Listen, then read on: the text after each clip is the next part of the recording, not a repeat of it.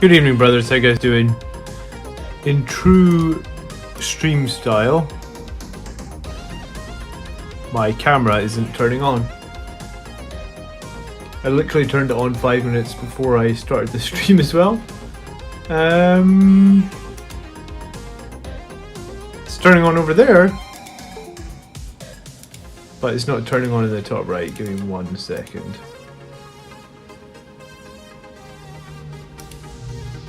Okay. Hey, there we are. Hello. Computer things. Good evening. Let me just move this light a tiny bit.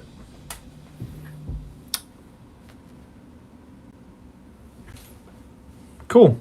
Good evening, brothers. How you guys doing? Hey, Michael. Hey, Doctor. Hey, KR Good. Hey, Uriel. Hey, Toxic. Hi, you guys. How you doing tonight? We're just going to be hanging out. We are working on 8 Sangre Guard. Unfortunately, a bunch of my older Sangre Guard are equipped with fists, as you can see on this one. So, short of ripping off their arms, I'm just trying to copy their paint scheme onto ones that don't have power fists and expensive weapon options like plasma pistols, because we don't really need to run them in 9th edition, right? So that's where I am. I mean, I could have ripped off their arms, I guess, but we're keeping them on the bench. So that's where we are tonight. Evening, Dante. Nice to have another chapter master join us. Hey, Marcel. Thanks for watching. How you guys doing? And we have a couple of videos coming up on the channel this week, so hopefully there'll be some interesting content for you guys to check out. This camera likes to move around all the time on its own, so just need a little bit of repositioning. So I like to start the streams by finding out what other people are working on. It's Saturday night, so let us know what project you're on and also where you're from. I like to find out where people are from as well, and some of the regulars, I'm sure I know where you guys are from by now, but still, shout out on what you're working and where you're from. It's a pretty international community we've got going on in this channel.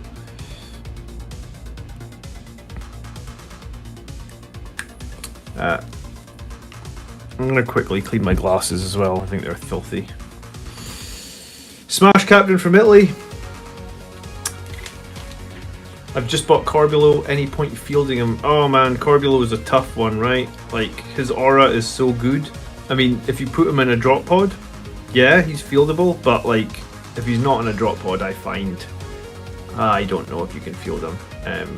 Michigan, USA, working on van vets with claws and shields. Yeah, everyone's working on van vets with claws and shields. I actually have 9 van vets with claws and shield that need finished. Half of them are done and like half of them are not started. South of the UK, working on a never-ending project that is my Achilles. Working on BA Lieutenant from Norway. Nice, all over then. St. Petersburg, wow. All the way from Russia. So yeah, we have people from everywhere on this channel. Hey, from Russia.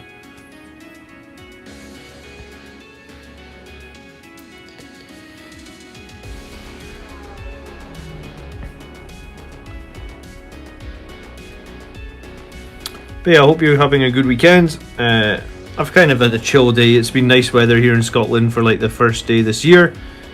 So we were out for a bit earlier and then the family's away to bed, so it's finally time to do some hobby.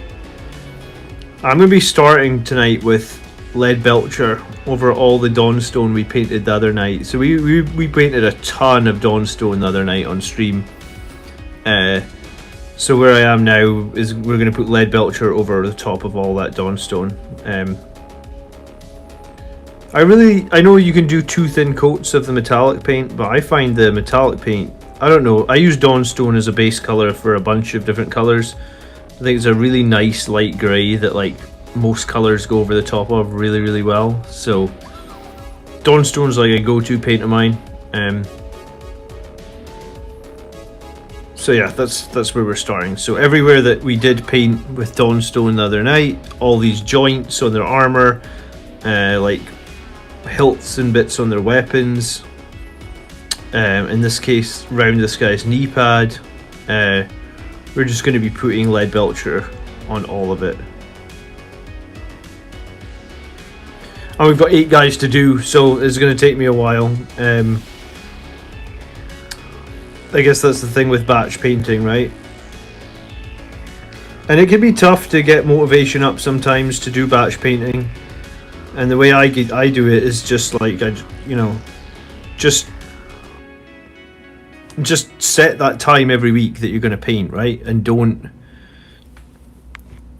like give yourself mad deadlines. Just set the time to paint. Any reason we don't use a wet palette?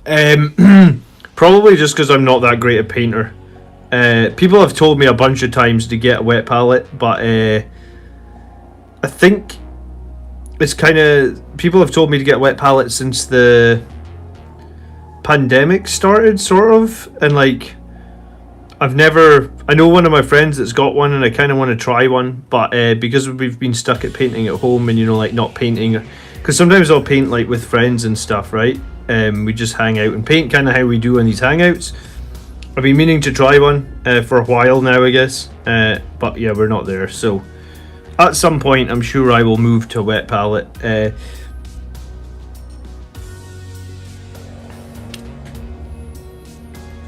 Greetings from Germany. I'm currently working on newly arrived incursors. Just got another kid today. I became a father for the 4th time. Another little daughter, 2 boys, 2 girls now. Congratulations, Marcel. You are going to have 0 time for hobbying now. I don't know how you found any time before, because I only have 1 kid, and it can be difficult. T-Money's coming in from Canada, building Sanguinary Guard, and Toxic is from France. Wow, so we have just about every country here in the chat tonight. So yeah, good luck with 4 kids, man. I don't know. Is there a reason that you wanted 4? I mean, you gotta have your hands full. Well,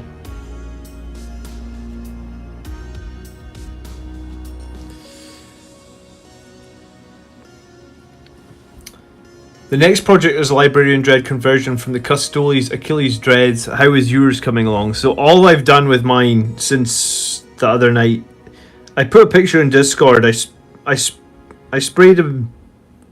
I sprayed the top half of him red. He's about 6th on the list of priorities, things that I need to paint. So I have 7 Blade Guard veterans that are like, they're in a pretty good state. Like, I've probably spent like 20 or 30 hours on them. I just want to... I was having to paint... I had to paint the 3rd coat of the shields white. And I put them down for a little break from them because I didn't want to paint white for... white can be a bit of a nightmare colour at times. And I do not use the Games Workshop white anymore. I actually use a white that I prefer, but still, white can still be a bit of a nightmare colour.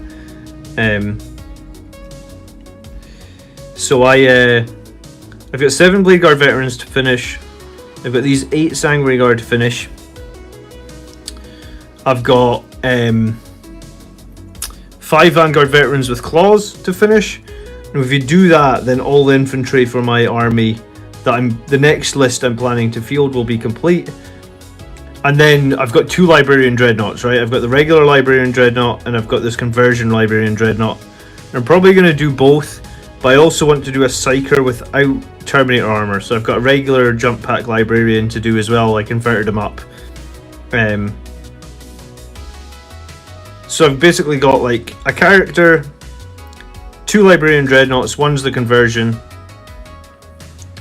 and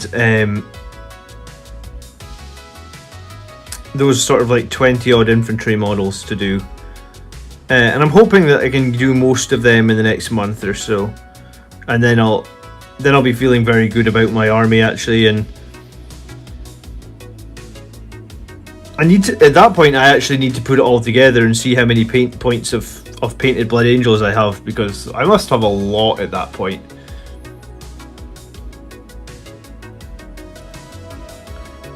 Adam says you're starting your own legion.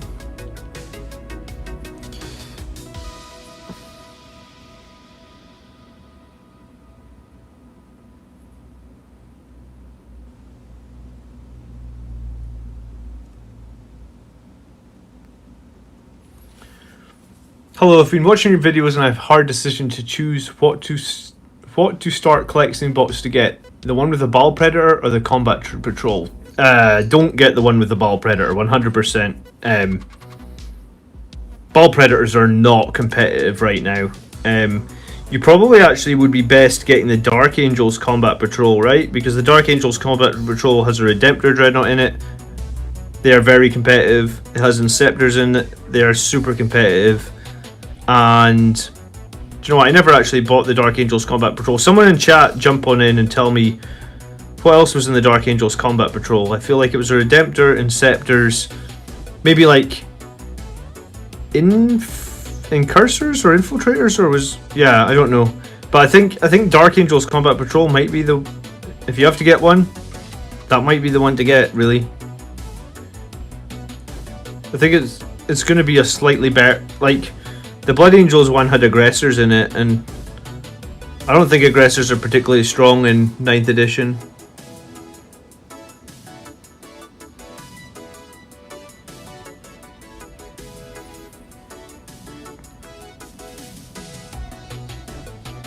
Sonoran says the same thing. The Dark Angels Combat Patrol is quite relevant.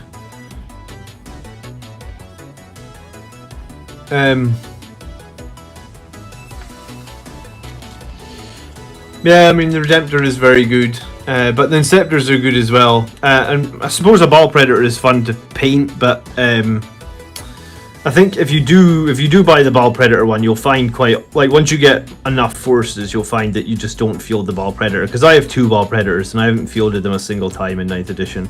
Like, they're just not pointed correctly, I would say. They don't do enough damage for their point costs, and they're not really survivable either. You know, they're in a very difficult spot. Ball Predators, Predators in general, actually are in a very difficult spot. Like, very few people are fielding Predators.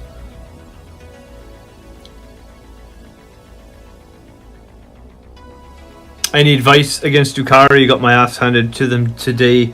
Yeah, I mean, Drukhari keep coming up, right? Like, people keep asking about raiders and stuff like that. Like, what's your list, man? And if you're running like an all melee list, because typically a lot of Blood Angels players do like to run a lot of melee. An all melee list is going to have a bad day against Drukhari as it stands. I think, I've been saying this for a while. I think in 9th edition you need like at least 500 points of shooting in a Blood Angels army. And I don't mean like shooting in terms of like incursors or some crap like that. I mean like actual dedicated shooting, like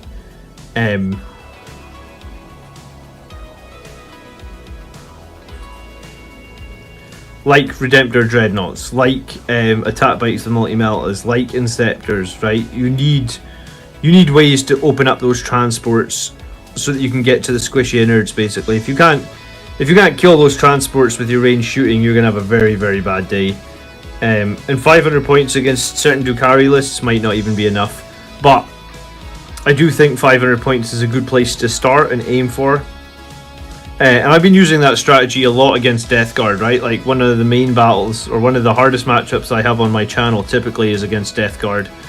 And we've actually beaten the Death Guard the last 5 times we've played them with that sort of balance of 500 points of shooting in the army list.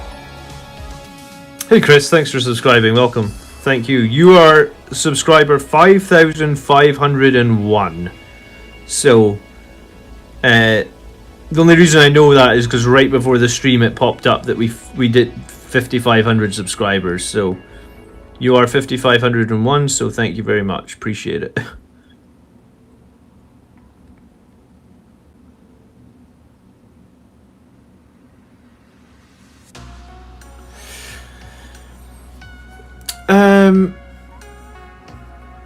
Two hit wound, 1 Primaris Chaplain, 3 Inceptors, 1 Redemptor Red Drop, 5 Primaris Intercessors, and then upgrade sprues. Yeah, I mean, I guess the upgrade sprues sucks. You'd have 2 upgrade sprues, but you know what? Just sell those upgrade sprues on eBay, I guess.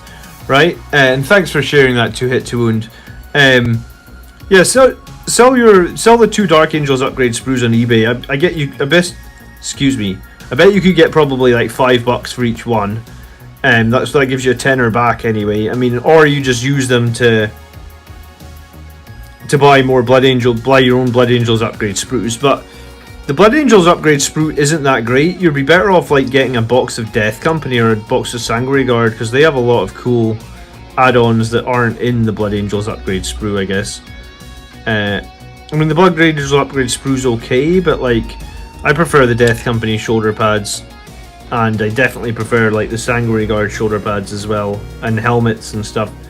The Death Company helmets are actually very cool. They got little red crosses on them, or they got little crosses on the helmets, and I think you can do more with them.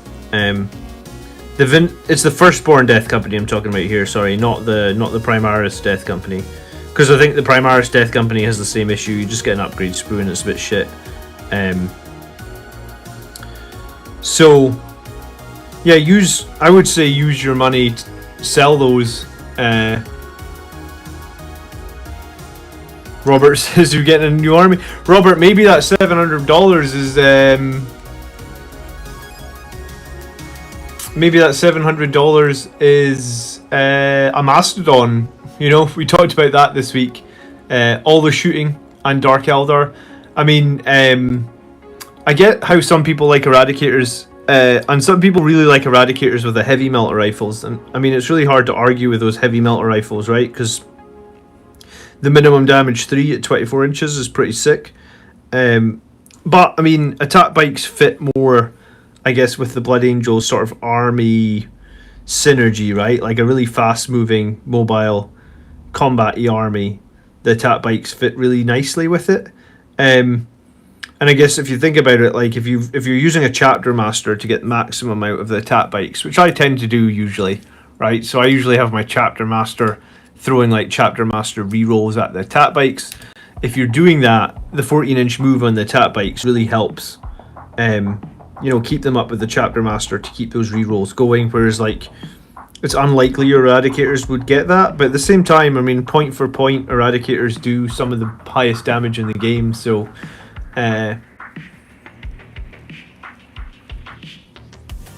actually, even the Whirlwind is okay against Lucaria's backup shooting. 2d6, strength 6 -1 on turn 1. That will have an impact on Raider if the 2d6 is a decent roll.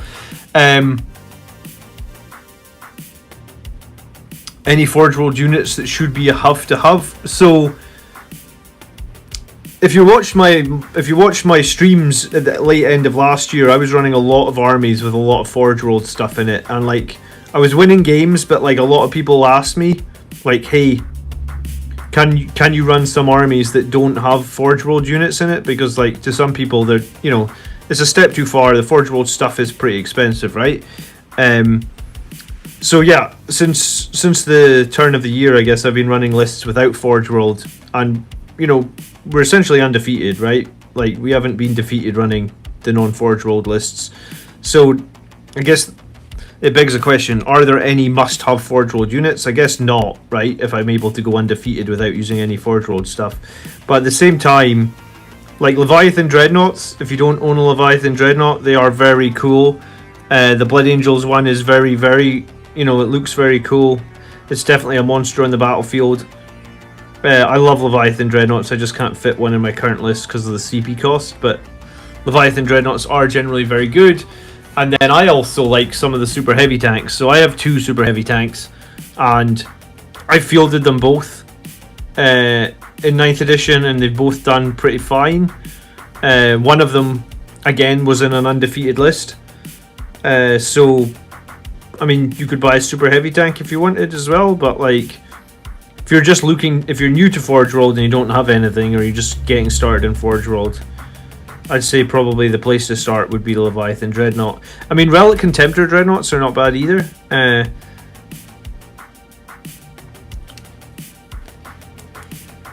Some higher chaff power can also work on the Drakari. Venoms as their only T5, and their 5++ is funny when chaff can get done as multi-meltas.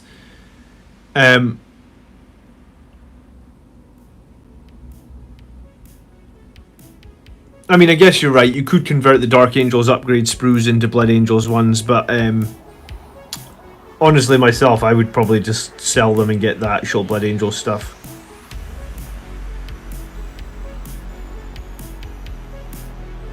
I mean, you can do it with like a simple nail file, I guess, but Yeah, I'd probably just get the Blood Angels stuff myself. But the Dark Angels Combat Patrol box does seem like it would be, if you're wanting to start Blood Angels, it does seem like that would be a better option than the Blood Angels one, which is sad to say. Maybe you guys can all email Games Workshop and tell them next time they're coming out with a Blood Angels box, maybe they should email us on this channel and we'll tell them what should be in it, because obviously they don't know. He's definitely getting Belkador this month. He will be the HQ of my new Fantasy Chaos Army. That's pretty cool. James says, I'm just getting into 40k and I love Blood Angels and I've found a list. I don't know if it's good, but it looks fun at Blood Angels Commander. So, James, you can submit lists over in the community tab of my YouTube channel, and what that means is that we will review them on the Army List show, which is at 4 o'clock every Sunday UK time.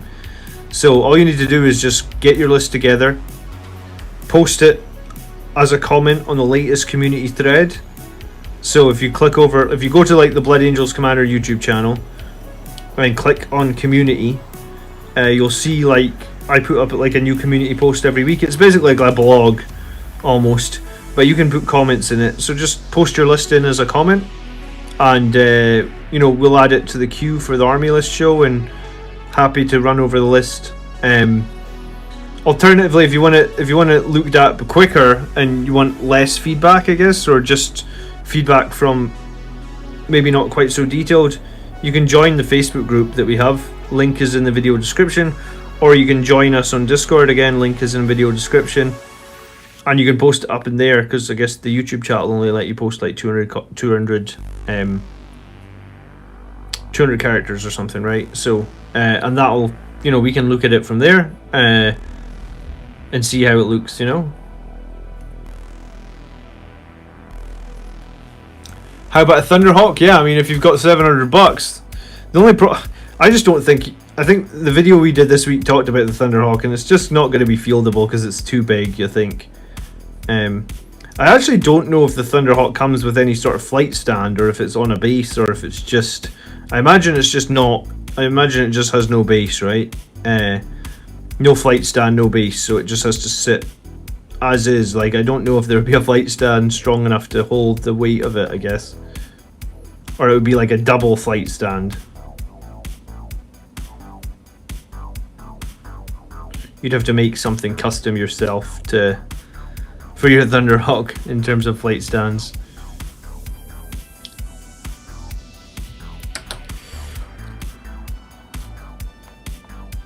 What do you equip with your Leviathan Dreadnought with? Well, I have the Claw and the Grav Flux and the Storm Cannon. The Storm Cannon was great last edition. Last edition I used to use the Claw and the Storm Cannon, but this edition I'm using the Grav Flux and the Claw.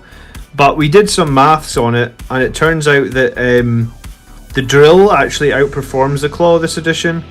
So in an ideal world, you would run it with the Drill and the Grav Flux, and then those new Volkite cannons. I think they're called like Volkite Cavaliers or something like that. I mean, the Flamers, I guess, prevent it being charged so much, but so often it feels like the Flamers are wasted because you're not in range to use them. So I think the Volkites over the course of a game will get you more value, but I guess if you are going to be charged a lot, then I guess the Flamers might end up having a little bit more value because of that anti-charge. Especially, like, I play a lot against Sisters of Battle, who are one of the most alpha strikey charging army you can fight against, especially with all those miracle dice making their charges almost guaranteed. So there's definitely been times with my Leviathan, before this edition when you couldn't. It's only this edition you started being able to add the Volkites. So in previous editions there was times where the Leviathan was sort of stuck with those double heavy flamers. Is it double heavy flamers or is it just double flamers? I think it's heavies. Anyway, you'd be wounding Sisters on 3 even if it was only regular flamers, I think. So the auto hits against like a squad of Repentia or something charging the Leviathan is generally very good. Dark Angels got a decal sheet, but the Blood Angels didn't.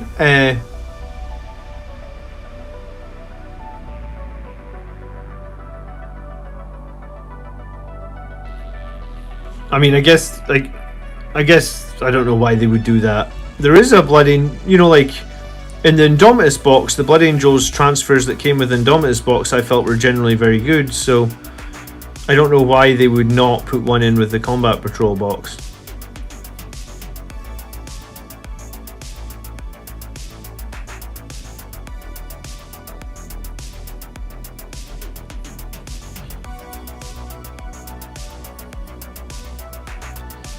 I'm building a custom magnetic one. Hopefully the weight of this thing doesn't collapse the whole thing. Okay. You're building a custom Thunderhawk.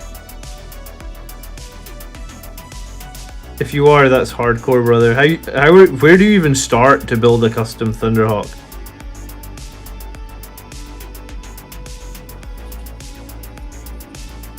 Is it possible to make a Blood Angels army very shooty instead of melee? I mean, like, the answer is yes. I mean,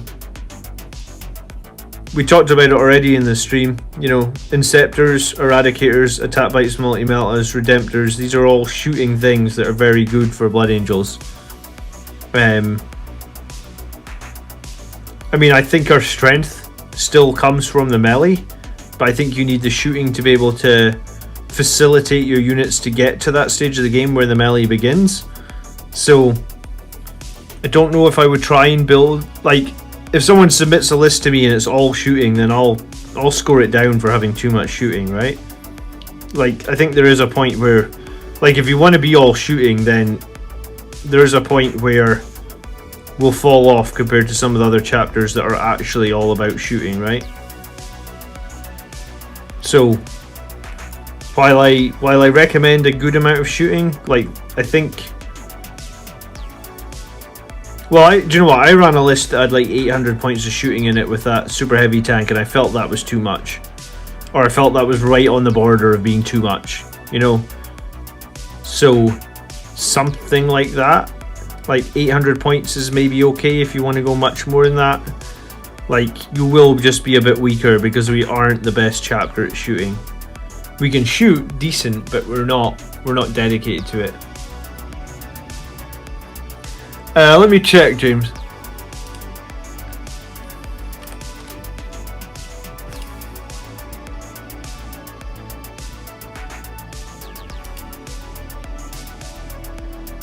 No, I'm not seeing your list.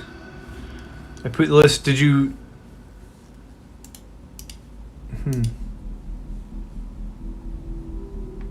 One second.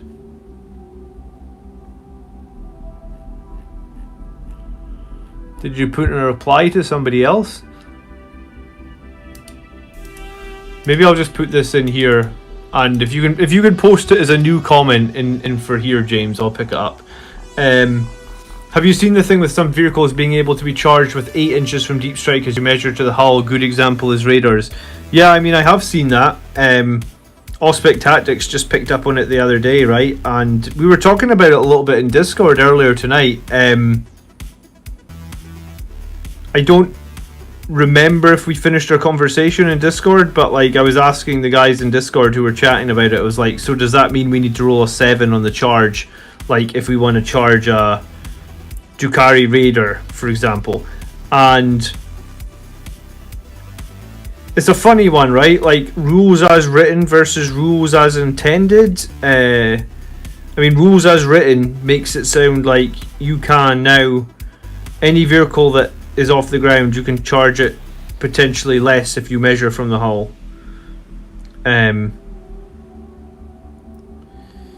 Yeah, it's an interesting take on the rules, I guess. It'll be interesting to see what. Yeah, I don't know. I mean, it'd be interesting to see what like the 40k competitive Reddit is saying about it. I mean, what are your views on it? Like, you think it's fine? Because like, I'm happy to use it if it's people that if that's going to be the accepted interpretation of the rule, then great. I mean, that's a huge benefit to us, but it hurts like non-deep striking chapters and units. it's kind of a buff for us, I guess. I'm actually surprised it took this long to come up, I guess.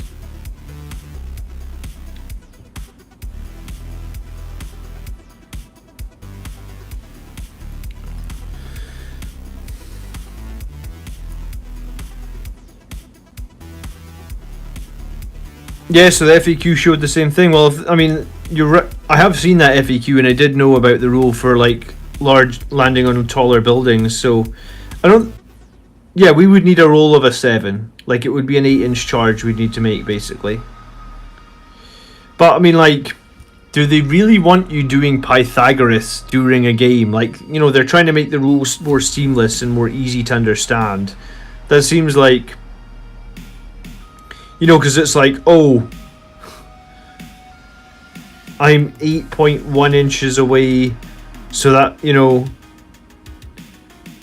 I need to do Pythagoras here to work out exactly what roll I need to make on the charge roll. It does seem strange, like that cannot have been the intended behavior by the guys who designed it, right? Like, that's contrary to pretty much everything else they're doing about like trying to make the game more fluid and easier to understand and easier to play and pick up. And then it's like, oh, by the way, in this one situation you need to know what the square root of like 8.1 is. Like, I'm pretty sure no one can do that in their head, and I know everybody's got a smartphone with a calculator now, but still, you don't want to be pulling out your smartphone with its calculator to do the square root of stuff in the middle of a game. It seems strange. But I mean, it does seem rules as written. That's what it should be, right?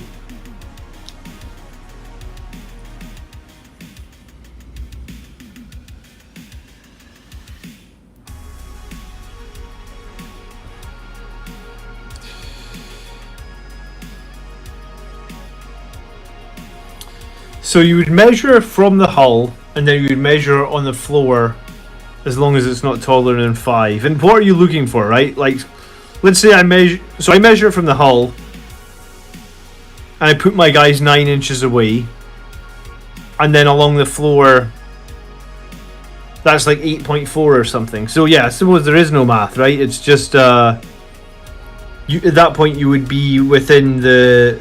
So if you made an 8-inch charge, you'd be within 1 inch, so you'd be able to do a 7.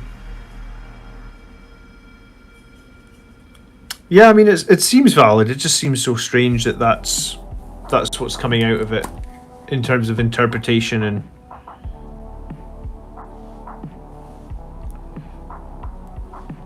but I mean, we already had the one question tonight about how you do well against Drukhari. Well, I mean, that rule makes your charges about 20% easier, I would guess, against any sort of flying vehicle, because it just knocks 1 inch off the roll, probably in most situations. I would guess in all situations it would just knock off 1 inch.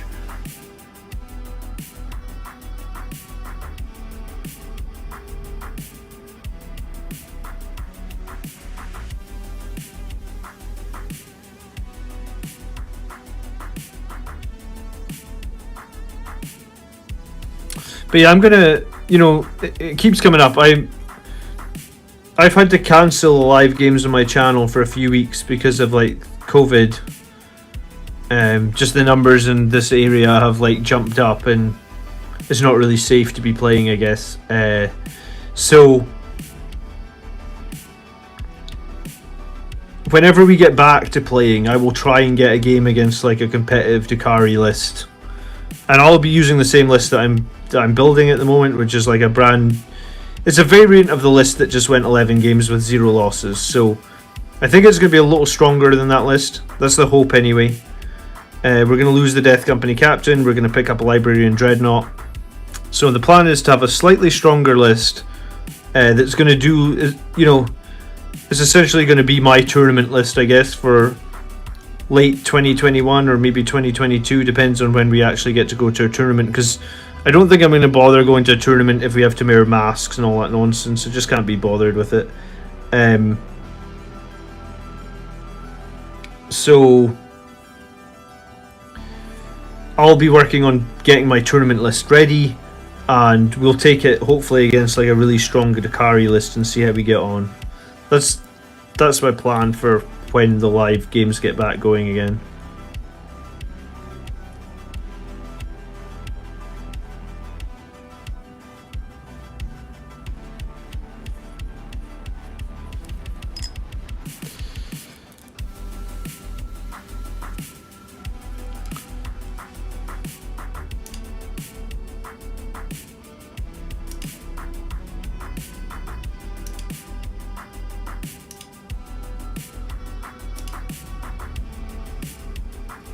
Alright, I will try and find your post. Maybe YouTube's being strange tonight and not updating. Hey Camille, how you doing? Thanks for tuning in.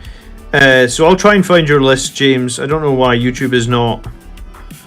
It usually pings me when there's notifications for me to read, but apparently it's not doing it tonight, so...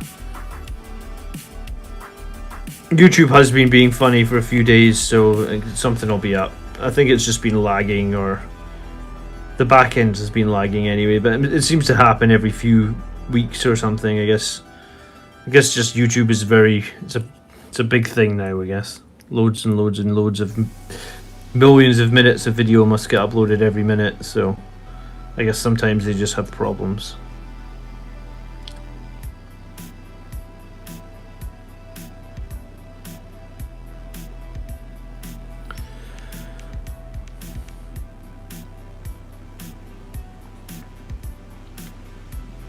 What else is changing in your competitive list? We're taking a new Redemptor.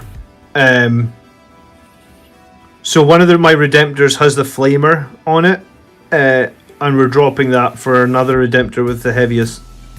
Sorry, with the Onslaught Cannon, not the heavy Onslaught. Just so we'll have two Redemptors, Plasmas and Onslaught Cannons.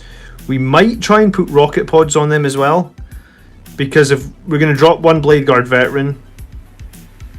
So if we drop a Blade Guard Veteran, that gives us 35 points. The Death Company Captain's 130. So if we upgrade him to a Librarian Dreadnought, that takes 20 points. So if we give him a Librarian Dreadnought with a Meltagun, that gets 25 points. So that leaves like 10. So 5 of them we'll spend on that Onslaught Cannon. And then we might go double Rocket Pods on the Redemptors. Like both Redemptor Dreadnoughts with Rocket Pods. And only just take a Stormbolter and Librarian, or we might take the Meltagun and have one set of Rocket Pods, something like that. I did just pick up my third Redemptor though, so I do have the option now of dropping the Centurions if I want to and going for 3 Redemptors. And like,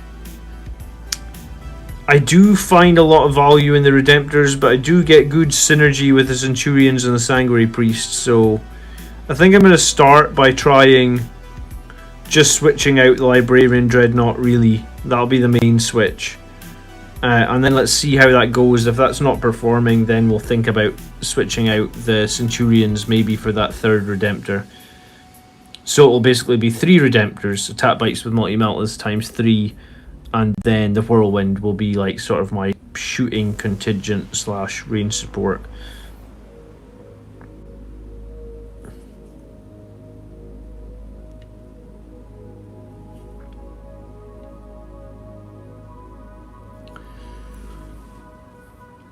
We have conditioned Blood Angel's commander to not say the words. At some point I'm going to make a new intro for the channel, you know, like an improved channel trailer, and we're gonna use all these like I guess catchphrases, I guess. Would that be the word?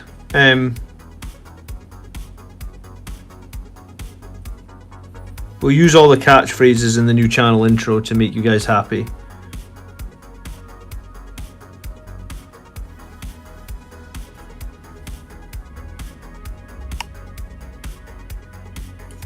Sometimes when you use the Retributor Gold spray, I find that you still have to touch up the models a little bit. Like, some of this gold has gone on these legs quite patchy. So once I've done all the silver, because I'm not being super accurate with the silver, I'm going to touch up all the gold around all the silver parts. Probably with a finer brush. And in some cases, where the gold seems a little bit patchy, I'll maybe just give it like a thin coat to try and clean it up a little bit. And I guess it's just some of those areas where the spray doesn't, like, especially because I spray my Sanguinary Guard with these wings on. So I guess the wings block the spray from having, like, really good coverage in all places. So when I'm seeing inside some of the gaps here in, like, underneath his body or, like, behind his crotch and stuff, it just seems like in places the gold isn't as good a coating as I would like.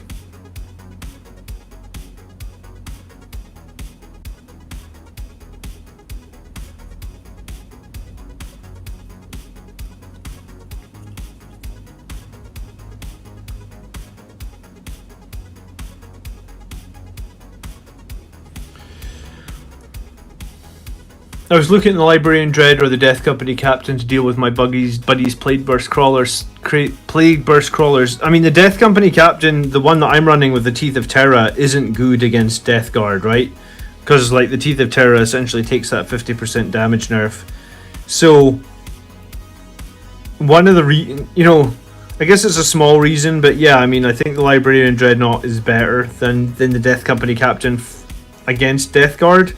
And, I mean, I don't think that's the only reason I'm dropping him, though, right? Because the Death Company Captain that I'm running basically has the Teeth of Terra and Imperium Sword, so it's costing me 2 CP to include him in my list.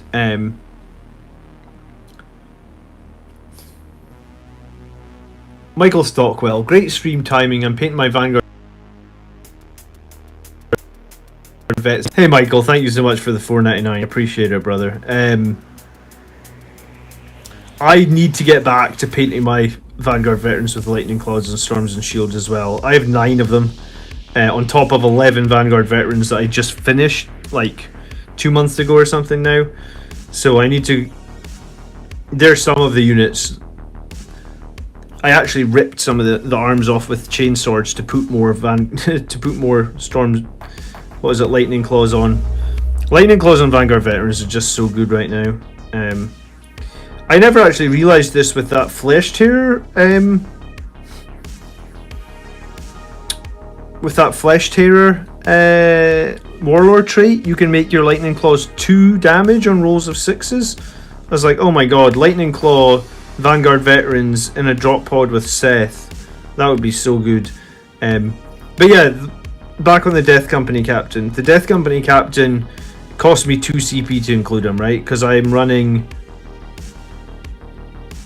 a Warlord trait and the Teeth of Terra. Whereas if I include the Librarian Dreadnought, obviously he can't take relics anyway, so it's just going to be 1 CP if I include a Warlord trait on him. And I think that's my plan, because I'm sure, as you know, that my list starts with like only 4 CP, and I've moaned about that a lot. And I mean, we have won 11 games in a row, #win streak, but it doesn't save from the fact that, like, I still think 4 CP is a rough number of CP to start the game with. So if we swap out the Death Company Captain, we can basically start with 5 CP. And I know it's only 1 difference, but I do think it will just add a bit. So I think we'll start with 1 more CP. Obviously the Librarian Dreadnought will do a lot better against Death Guard. It'll give me an additional deny. I don't think the Death Company Captain has tanked up as much as I had thought he would. Like, he's died a lot of times in battles. So I guess we'll see how the Librarian Dreadnought does. An additional deny, an additional psychic power or 2. We can throw another smite if we need smite in situations, and yeah, it'll be cool. I wondered how you modified the Librarian Dreadnought with a sword. So I didn't modify this. This was sent to me by Dan, who is one of the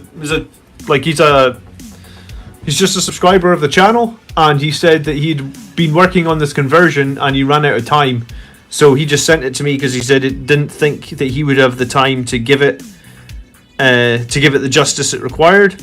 So basically, where it was. This is a Custodes Dreadnought, and this is, I think it's called the Achilles.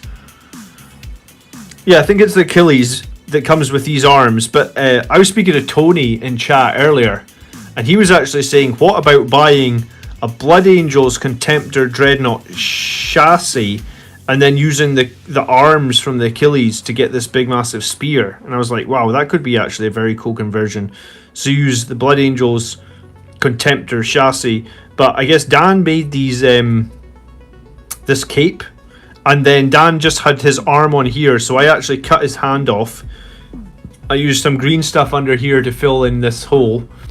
This is a claw from a spare dreadnought I had, and this is a Stormbolter from another dreadnought part, and this is actually a leg part of one of the regular Space Marine dreadnoughts, like glued on over this because normally they have rocket pods, these Achilles ones, so they have, so I figured these are his smoke launchers, and on this side I snipped off the rocket pods, put this sort of parchment bit over, glued on a claw. I mean, I guess it's a bit rough in the hole there, but I mean, you're not going to see in that hole, so it's fine, and put on this extra Stormbolter, and then I put on a bunch of Purity Seals as well, and this little this is a bit off the top of the Sanguinary Guard standard, I think. So big shout out to Dan for making this. I hope I'm going to do it justice. I sprayed obviously the top part of it red this week and covered the bottom so it's still white. But yeah, this is one of the things that I need to get done. That I want to get done this year, I guess. Probably it's sitting about 5th on my list of things to paint. But yeah, I mean, you know, it's kind of awesome to get sent that by someone on the channel. Hey Jack, thanks for tuning in. I'm working on my bolt, so perfect timing. Sorry, did I answer that question wrong? Did you ask about Librarian and Terminator armor? No, you asked about this. I was wondering how you modified a Librarian Dreadnought with a sword rather than an axe. Oh, you...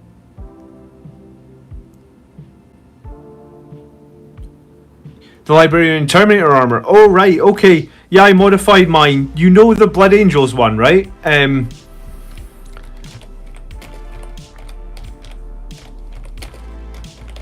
Let me bring it up. Blood Angels Terminator Librarian. Let me show you.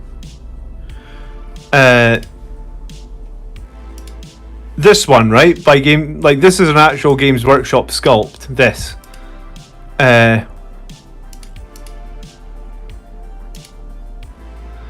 So I just bought this guy, and I literally used my clippers to snip the axe head off. Like, I've got the axe head in another box. I just snipped just under that axe head there, and then what I actually did was just stuck the blade of a Sanguinary Guard sword on. So, I mean, I've got Sanguinary Guard swords here. It was one of these ones with the winged bits. And I just snipped it like right underneath the handle. So this sort of like this flat bit here, I just stuck that flat bit on top of that staff thing that he had to be a sword. The reason that I did that is if you watch the video on my channel about Blood Angels, the video was called like the Utility Librarian, and it was the video about like should you run a librarian that's not like a Blood Angel Psyker, you know, like your general librarian to get Null Zone and Psychic Fortress. And in that video I compared both like the Terminator armor one and the regular one, and I also compared the sword and the axe, and in most situations, like I want to say like 90% of the situations, the sword math hammered better. And I know that like there is always a bit of luck in the dice and stuff when you're playing Warhammer. But you know, it's important, I think, to note that like good players kind of make the dice irrelevant, and there was a post about that this week on the Discord or the Facebook group saying like, if you are a good player, then you know the dice you throw enough dice in the game that you throw enough averages.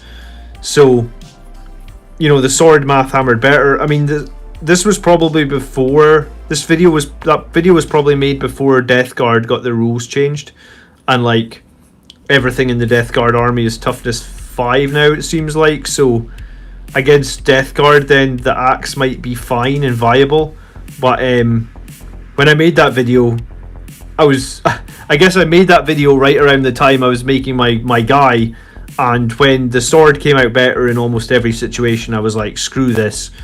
I'm not spending all this time painting and making a model that's going to be second rate. So I just snipped off the axe head, and I figured it'd be a cool axe head for a future conversion, right? Ever think of running a Primaris Tet Marine to roll with the Redemptors? So I ran Tet Marines, not Primaris ones, but I ran Tet Marines with my other list. The list that I had more like the super heavy tank in, and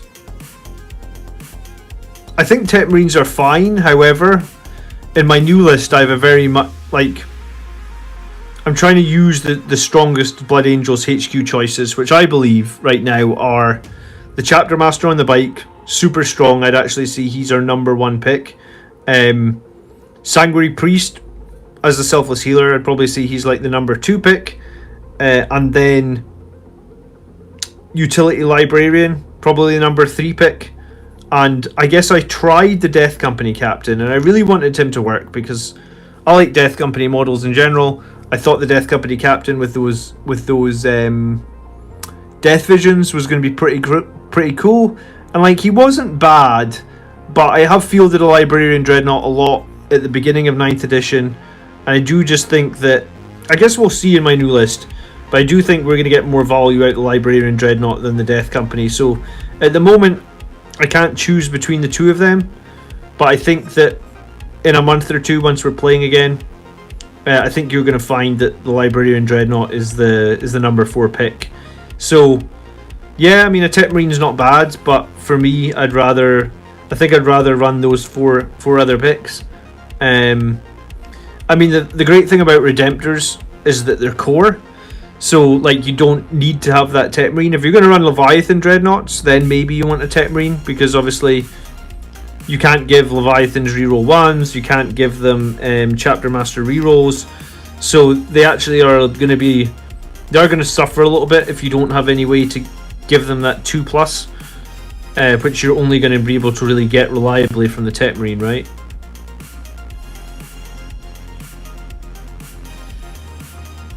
The Blood Angel is one that has the axe. Yeah, greetings Highland, how you doing? The Storm seems better to me, but they all have axes for some reason. The extra -1 AP adds up. I can pull I'll pull the graphic up. Give me 1 second and you'll see. And I know I always plug this, but I guess if you are a channel member, then you get access to all my... You get access to every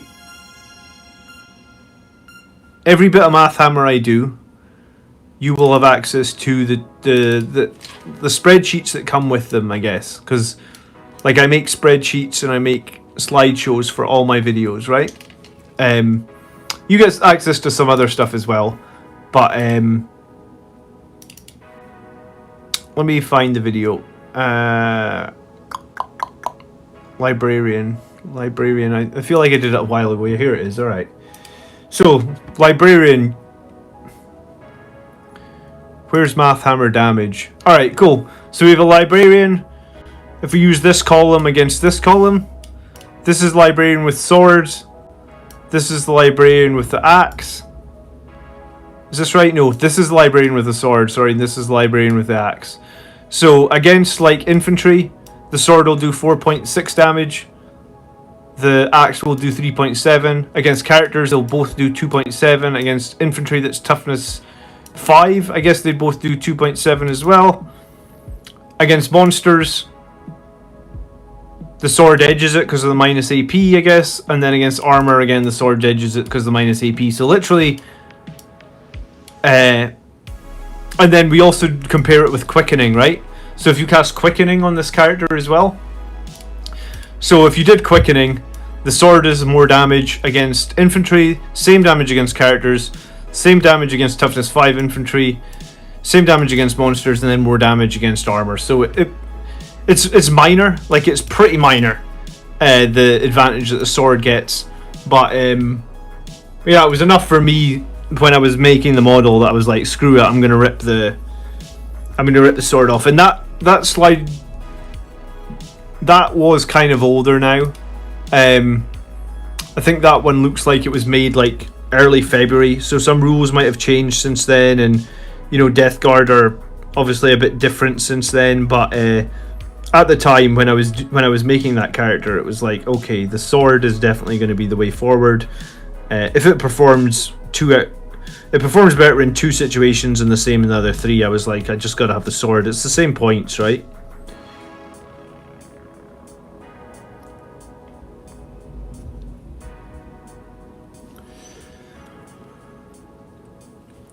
Intercessors with Stalker bolt guns against Death Guard. I mean, 2 damage weapons against Death Guard in general are generally they're just bad right now. I mean, I guess this is why, like, when we're looking in the army list reviews now, we're looking for a number of 3 damage weapons. The -1 damage thing to Death Guard, like, I know Andrew's been beating Colin a few times with his sisters, but like his sister's list's a bit different in that it runs like a ton of 1 damage weapons. The amount of damage those that like, if you think of your dreadnoughts, right? You know, like, I run 2 Redemptors, and like, I generally, like, my Redemptors are generally very difficult for my opponents to kill, you know. They can shoot them with all sorts, and they're usually hanging on till the end of the game. I mean, that's just the whole Death Guard army now, right? It's generally very, very difficult to deal with.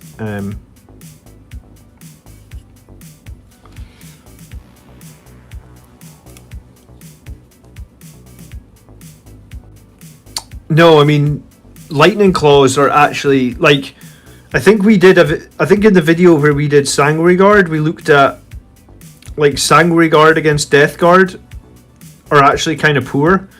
Vanguard veterans with lightning claws against Death Guard are kind of good because they get that re-rolls on the wounds, which is pretty important, and the fact that they're just 1 damage means that they kind of circumvent that whole strength that Death Guard have from that -1 damage, right? So I guess this is one of the reasons a lot of people are thinking about running Vanguard veterans with lightning claws, because they are really good against Death Guard. I mean, they're good in a lot of situations, but against Death Guard, they don't get hit like everything else gets hit in terms of like the actual damage output, and the toughness 5 as well. Actually, the rerolls of the wounds with the Red Thirst is actually really, really strong as well.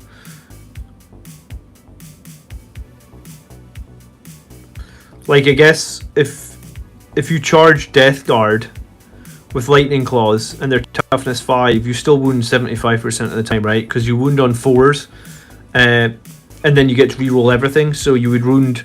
So if you get 10 wounds, you would make 5 of them, and then you get reroll 5 failures. So yeah, 75% chance to wound toughness 5 with lightning claws, which is like, that's really good odds, especially when the number of attacks you can get from lightning claws.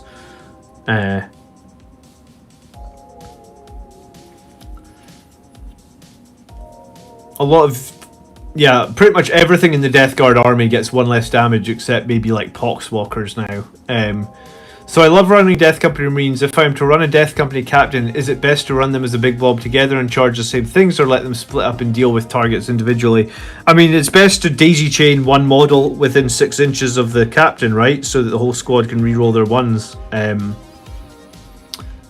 Douglas, if you ask me, but I mean, the whole point. So I've tried running a Death Company character off on his own, and he does okay, but nothing special. So I think the strength of a Death Company captain is to give the Death Company those reroll 1s. So if you're going to split off and charge different things, which is fine to do, I'd probably try and use some careful positioning to try and make it so you can get 1 Death Company model daisy chained into range, so that you can get the reroll 1 auras on the Death Company. Or maybe to begin with, maybe the better choice is to begin with, you focus on the same target to begin with, and then you split off once you've weakened a few enemies down, you know? That might be a better way of thinking of it.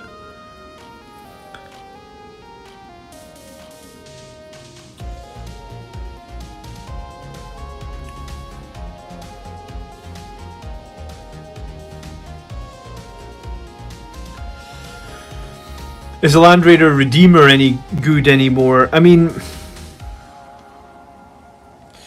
we talked about Land Raiders this week in the video that we did on Firstborn Transports, and like, remind me, the Redeemer is the one with the twin las cannon, right? And two twin las cannons and the heavy bolter. That's the Redeemer, or what? What's the weapon options on the Redeemer? I feel like that's right.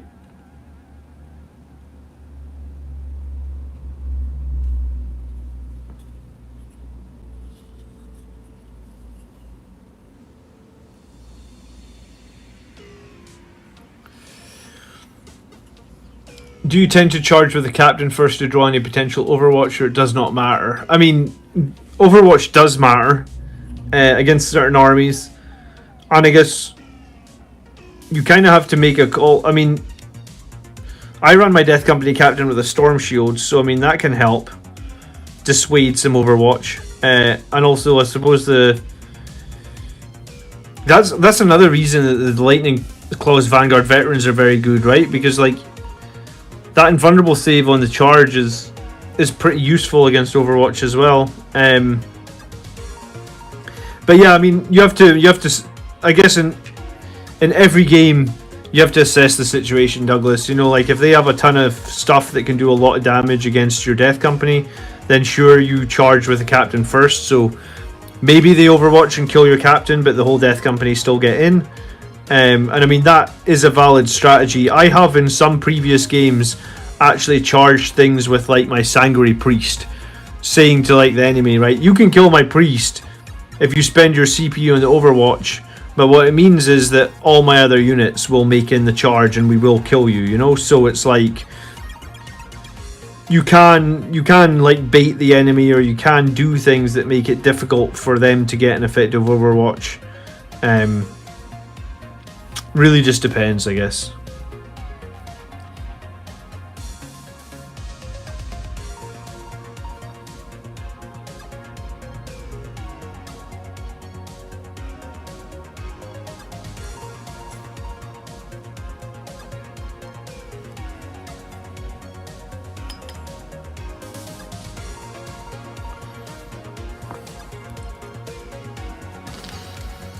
What do you think is better, a mastercrafted Thunderhammer or a mastercrafted Relic Blade? On what? Like a jump?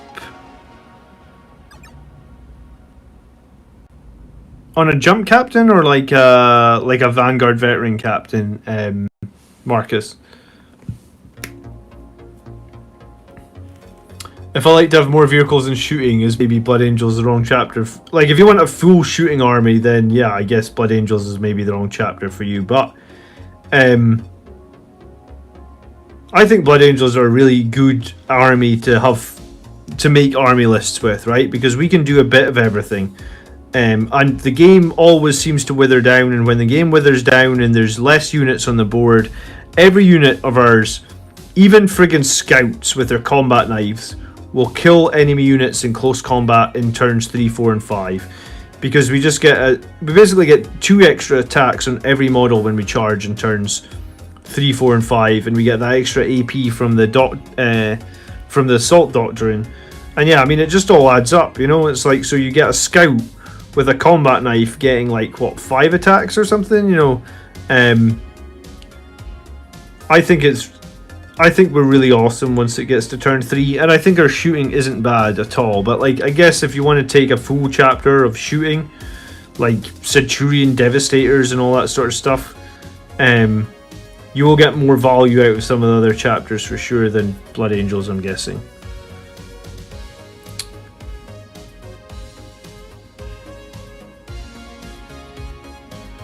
But I mean, if you're set on being a Blood Angel, and you want to do more shooting armies, and you don't care ultimately about being super competitive, then I mean, I think you can do that as well. I wouldn't let anyone tell you how to play. Jeffrey, thank you for becoming a member. I'm not sure we've met Jeffrey. Is that's your first month membership? Alright, thank you so much. please, if you want to, we have a Facebook group and a Discord, and you get access to the members only room if you want to come hang out. If you don't, that's cool too. But nonetheless, very much appreciate you becoming a member, brother. Thank you so much.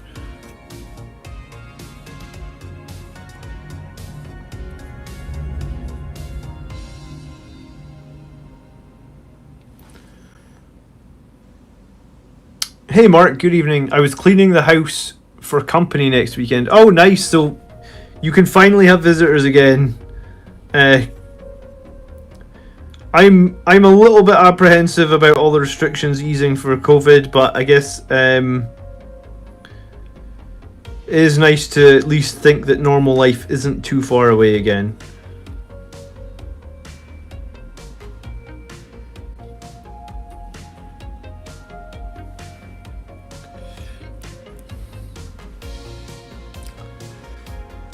Terminator Captain, I'm a hipster. Will we be getting a video of your new competitive list? Yeah, we'll be getting a video on both. The first video we'll do, Lagmeister, is a video on the list that did 11 wins in a row, because I was very pleased with that, honestly. Especially considering how many times we fought Death Guard, maybe 3 times, and we fought Sisters of Battle 2 or 3 times. So we fought arguably some of the hardest lists in the current meta. And those guys tailored their lists. After I beat them 1 or 2 times, they changed their lists and tried to come back and tried to beat us. So the first video I'll be doing is on that list, because that list obviously has strength. It was undefeated for me. Even if I'm picking some things that I think are maybe weaknesses, I might make this new list, and this new list might not do anywhere near 11 games in a row, and I might be like, okay, maybe there were actually things in that last list that I didn't quite put 2 and 2 together. That they were part of the reasons that it was being so strong. So we're gonna do a video on that probably next week. I'm thinking there's a couple of other videos I've got planned for this week, so maybe we'll do that next week, and then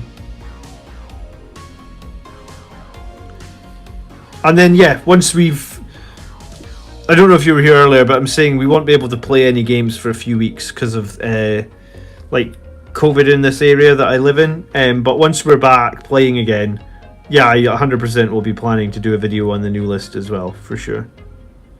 I mean, I could still make a video on the list that we ran earlier the year with the super heavy tank that did 8 wins in a row. I mean, it's kind of sad that we retired it after 8 games. We retired it after 8 games because everyone was saying, hey, can we see some lists without Forge World units in it? Or, can you win games without Forge World units in it?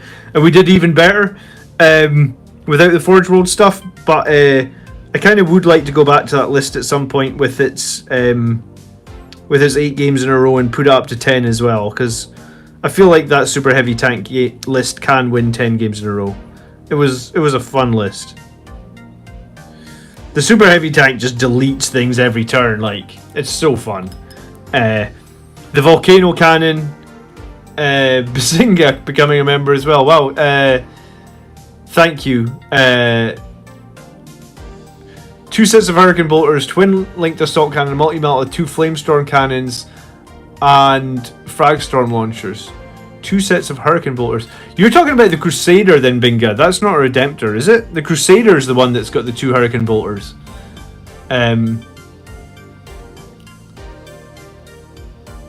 Did you see my list for review? I'm doing the one I'm doing against Dark Elder. Mark, let me double check.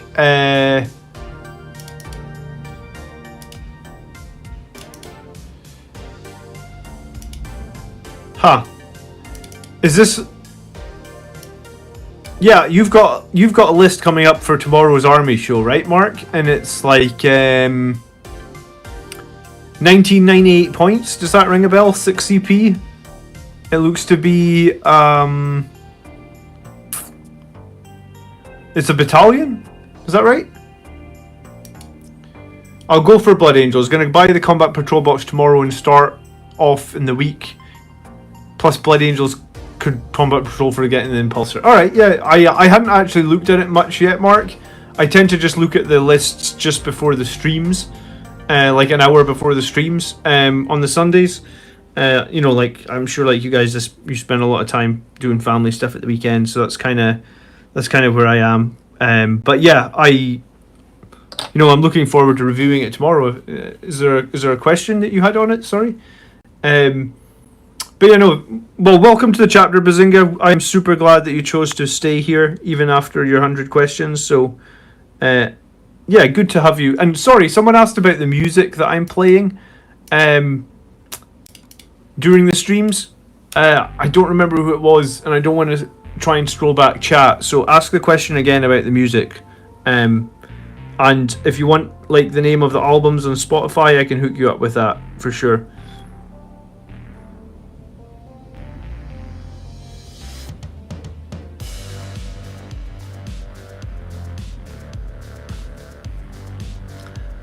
Most useful loadout for heavy intercessors in the Blood Angels army. I want to include them because they look so good.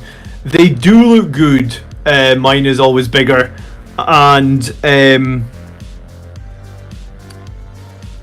I was going to say something about heavy intercessors. Yeah, I've actually ran heavy intercessors. Like once they got announced like months ago, and this is literally months ago. It would have been one of the first ever battle reports I did on this channel.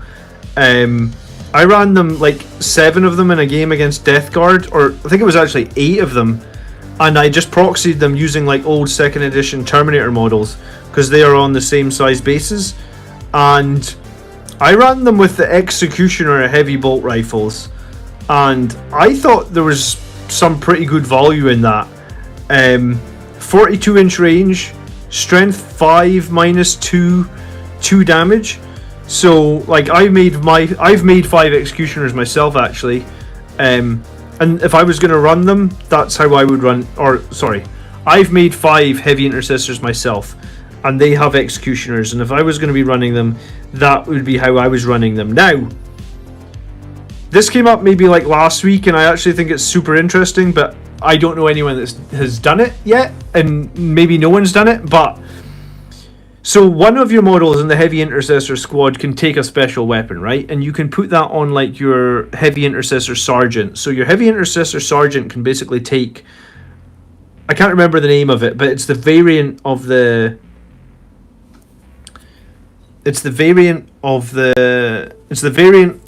Executioner rifle that's like strength 5 minus 2 3 damage, right? And it's a heavy 2. So it's kind of like, it's pretty awesome actually, right? So it's like 42 inches, minus 2, 3 damage. Now, you could pay 1 CP in Mastercraft that, right? So basically you have a 4 damage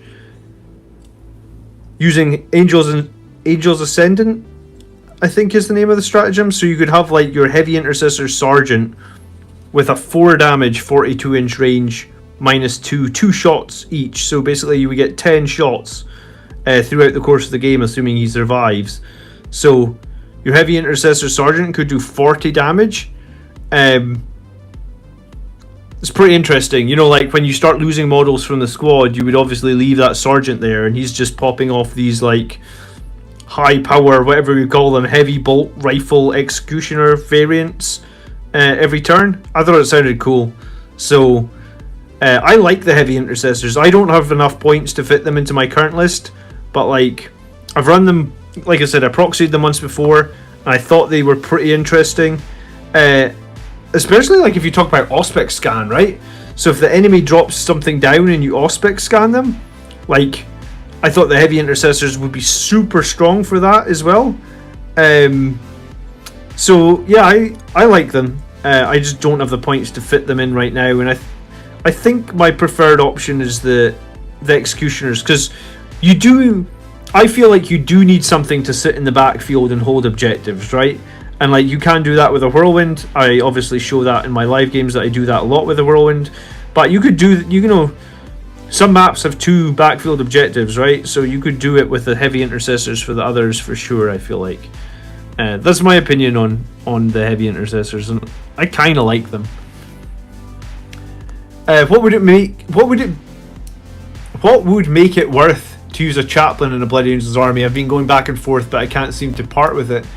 I mean, the chaplain on the bike, the Primaris one that they did in 9th edition, and then that they released about the same time as the Indominus box. He's super good. Like, I have no problem running that chaplain on the bike. How do you say that name? Rogulus?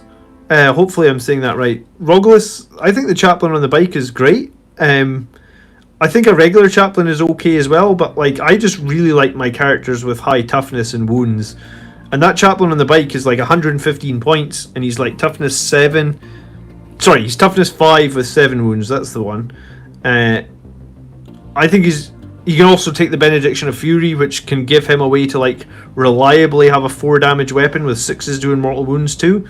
So I think a chaplain on a bike. I converted one from an Indominus Outrider, but you can obviously just buy the model yourself. And I think they're generally pretty good as well. I like them. I ran one a couple of times. Again, I just don't have the space in my HQ right now, but I don't dislike it. And obviously they're great for deep strike charges. Interspatial saying, yeah. I mean, you can get with Icon of the Angel on the chaplain and Canticle of Hate, you can really drop the failure rate of your charges right down. So, like, I don't think chaplains are bad at all. There's another advantage with the bike one is you can get that turbo boost as well. So you can almost have your turbo boost bike chaplain meet up with your deep striking units. So that's definitely a potential too. So it's like you can do that with kind of both options. But yeah, thanks again, Bazinga, for becoming a member. Welcome. Sorry, I'm miles behind in the chat. Give me a second. It looks like Mega Drive. Toxic, you're in Discord, right? Or are you not in Discord? Because if you're in Discord, I can link you the albums after the stream. I actually downloaded these albums, but I know where to find the links and stuff, so I could get them for you and send them to you. But yeah, I like this sort of 80s synthwave music. I find it very relaxing. It reminds me a lot of like that movie Tron, I guess. And I really loved that movie. I guess both the original and the second one. I really liked the Tron movies. Apparently, the rumor is that they're going to do like a Tron series on Disney Plus. I guess because they're doing everything now on Disney Plus. So if they do like another Tron movie or a Tron series on Disney Plus, I'll be all over that. I really like Tron.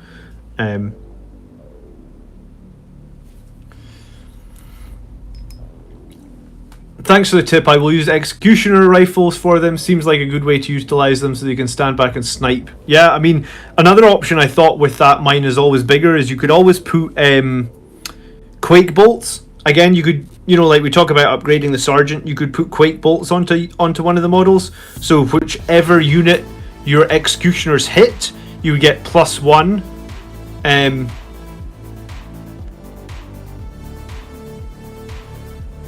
It says one heavy intercessor can replace not any. Oh, right. Does that mean you can't put it on the sergeant? Okay. Alright, sorry, my bad. Alright, so the sergeant could... Well, then you could put the quake bolts on the sergeant so that anything that the sergeant hits, your melee units get +1 to hit against, right? So you could still do that and give someone else the 3 damage weapon. Chaplain on the bike is a beast. He killed 3 Bloodthirsters in my last game. Yeah, I mean, I had the chaplain on the bike.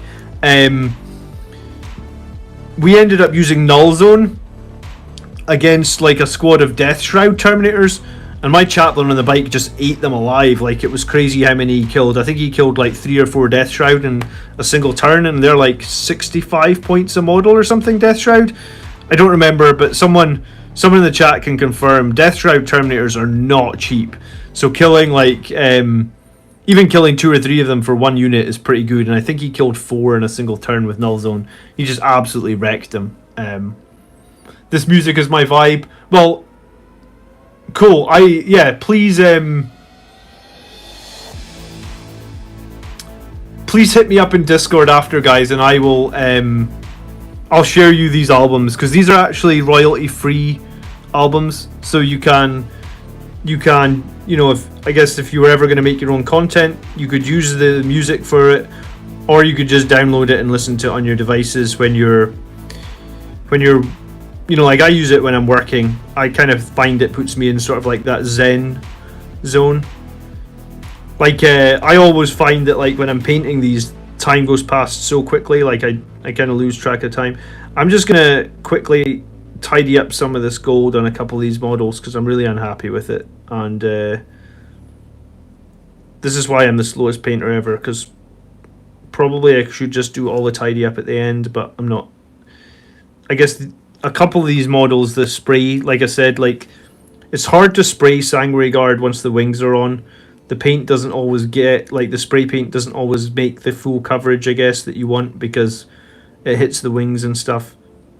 Maybe I'm just making excuses, but yeah, I'm not happy with where. I'm not happy, like, or maybe the spray can was maybe a bit empty. That could be a thing as well, where, like, just wasn't the best coverage at all. So I'm just gonna fix a couple of bits that I'm not happy with.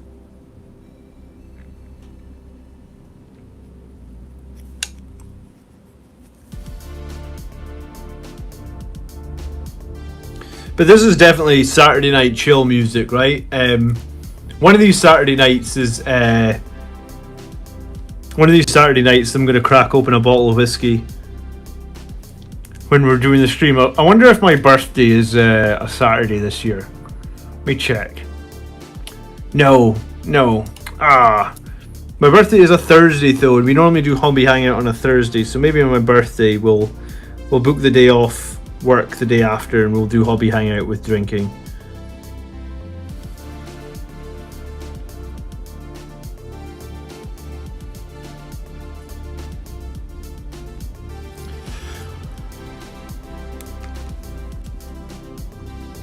I like the idea of running the bike up to the board and deep striking into his bubble with 2 litanies up. Yeah, I mean, that's one advantage of the bike, right? Because you can only cast 1 litany using the stratagem if you arrive from deep strike.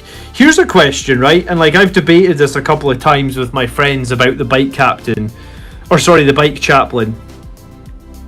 Rules as written for the bike chaplain is that he can move 14, and then when he advances, he gets to add d6 because of his turbo boost. So we've been just playing it that he moves 20 when he turbo boosts, right? Because that would be his 14 plus 6. But, like, technically I kind of think he should be allowed to move 21, right? Because we get +1 to advance, but the wording on that is we get +1 to advance rolls. Obviously when you do the turbo boost, you don't roll the dice, you just add a flat 6. So we've not been giving him that extra 1 inch, so we've just been saying he only moves 20. But, like, I kind of feel like it should be, I think rules as intended should be that we get to move 21, but rules as written, I think, is we get to move the 20. It's kind of a toughie.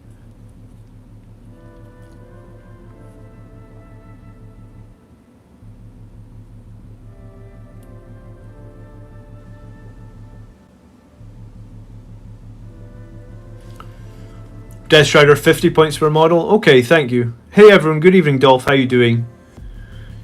Tron 3 is coming? Yeah, I mean, I heard a rumour about Tron 3. I'm not 100% sure if it... I think Tron is one of these movies where, like, every few years it's like, oh, they're making a new Tron movie, and then nothing happens. So I guess we'll see. I did check because there was some... I did see on a website that said, like, there's a new Tron thing coming to Disney Plus, and I did have a look for it, but I couldn't actually find any information about it. So I wasn't, like... I guess Disney haven't officially announced it yet, but some people have, like, found some information on it or something. I'm not entirely sure.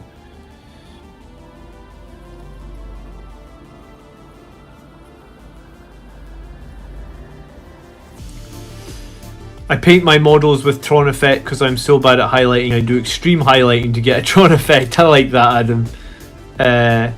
And yeah, you can like the stream if you're enjoying tonight's hangout. It does help out, so appreciate that. Thank you so much.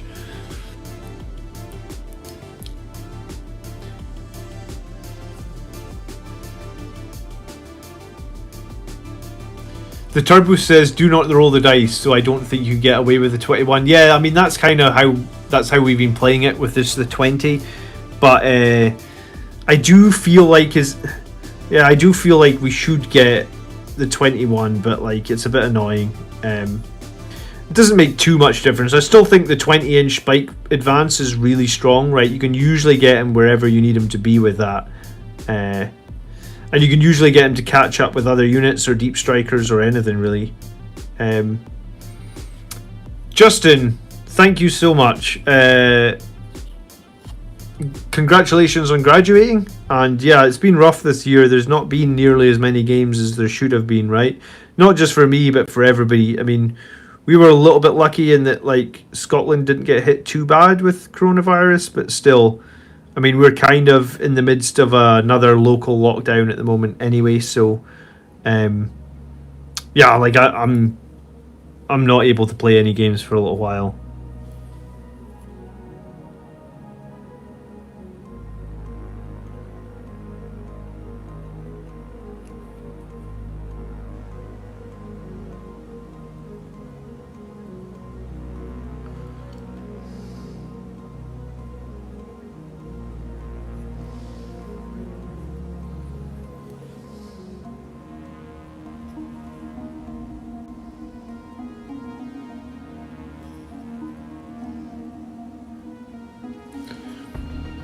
Hey man, I want to say thanks for all your tips on Blood Angels. Just started playing Flesh Tears. Also heard you're going to be looking at a friend's list tomorrow, so can't wait to see it. You're welcome, James. I mean, we are more than, you know, that's kind of that's my whole jam, is to give you guys tips and hopefully provide value on how we beat everybody with this awesome chapter that is ours. And yeah, no, I mean, although like, I really appreciate all the kind comments. I mean, without you guys there would be no channel, right? So like, you know, just if you do feel like there's value in the channel and you do enjoy watching, then it's super appreciated as well, so thank you. And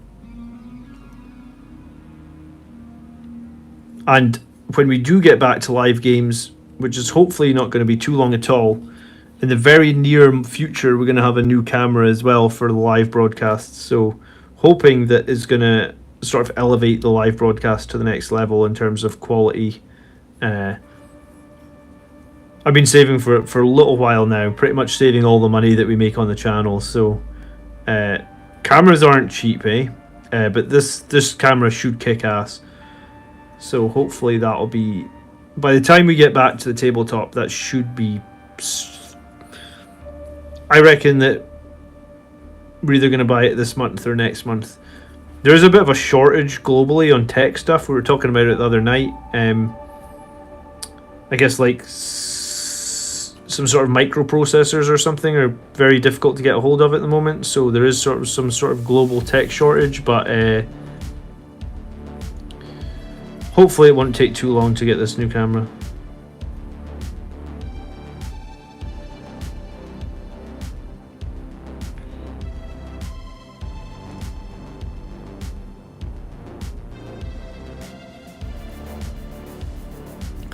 Beating all comers. Evening, Mike. Good evening. Yeah, I enjoyed the other day when you were saying that, like,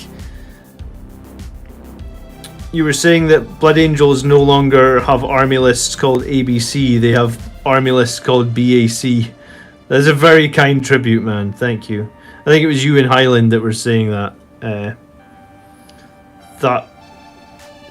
mean, I just think that it basically is that army lists have needed to adapt a little bit for 9th edition, and it took me a little while to figure it out, but like once I figured it out, I was like, right, I'm happy to share it with all the other Blood Angels players, and I think I prefer our army lists as they stand now as to where they stood in 8th edition, because I just feel like there's a little bit more flexibility, and I know that there is only so many units that are deemed quote-unquote highly competitive, but in 8th edition there was just so much focus on, like, I feel like my army lists were maybe a little bit boring in 8th edition. Like, it was just like, alright, I'm just going to take all the characters and all the Death Company and all the Sanguinary Guard, and then I'll make a couple of battalions with scouts because I need the CP, and then that was it. There was nothing else to it, really. Whereas now I think there's a lot more to it. So I'm generally pretty happy with I think 9th edition has been good for the game. I guess we'll see as 9th edition evolves, you know, because there is obviously a bit of codex creep going on as well.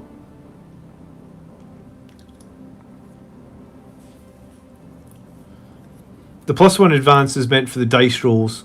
The Space Marine bonus for bikes is simply to get the maximum advance possible, which the 6-inch replaces the bike and also the +1 to the Blood Angels roll. Yeah, I mean, I guess that's kind of like, I suppose that kind of makes sense, right? When you think about it like that, it makes sense that you know, the bike.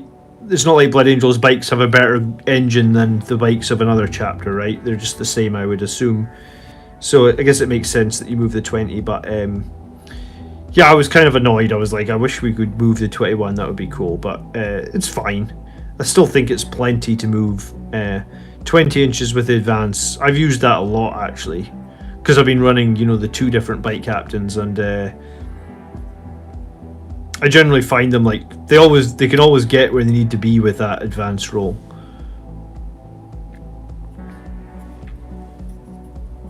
Or rather, they can always get where they need to be with the turbo boost rather than an advanced roll.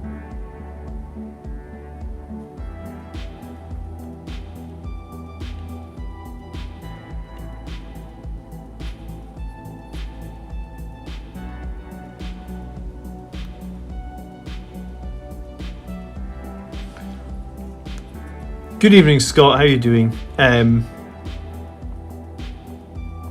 Hello, Tarzan. Hi. Just having quite a chilled Saturday night. We are just making some progress on these Sanguinary Guard. Quite a lot still to do, I guess, but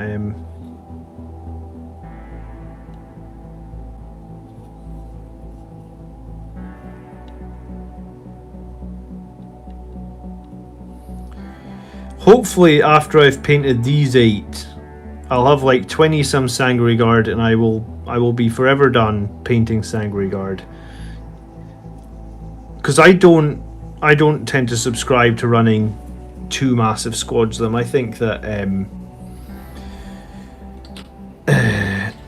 I think like 1 squad of Sanguinary Guard is probably fine. I mean, I know some people are running more than 1, but I generally kind of just run the 1. Even when they were super strong, I was running like 1 Sanguinary Guard, 1 Vanguard Veterans, and 1 Death Company, because they kind of all have slightly different roles, or at least I kind of play them all with slightly different. I kind of give them all a slightly different role within my army to play them, I guess.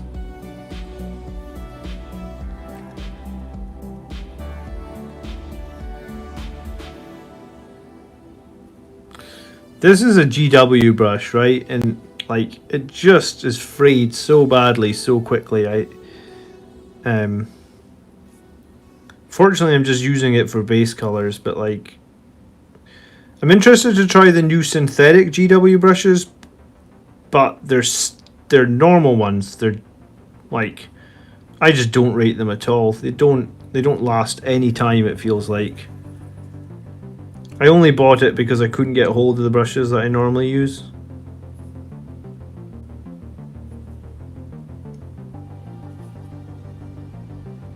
I guess that's another thing this pandemic is causing, manufacturing problems. Good evening, Mark. Thanks for tuning in. You'll only be done till the Sanguinary Guard Primaris arrive. Don't mess with me, Dolph. If they announce, do you know what? You're right, though, Dolph. They'll announce. I'll be on stream one night and I'll be like, right, that's it. We're never painting another Sanguinary Guard again. We have like 25 of them now with unteamed different weapon options, and then that will be the week that they announce that we're going to get Primaris Sanguinary Guard.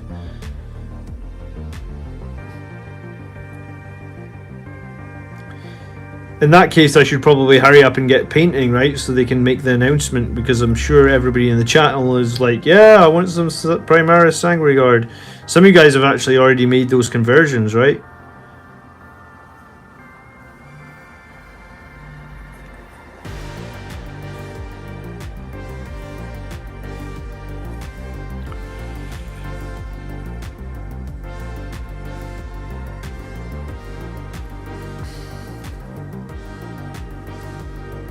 Yeah, a few people were hanging out in voice the other night in Discord. What did I miss? What was the... Are you just hanging out and chatting about Blood Angel stuff, or what's the deal?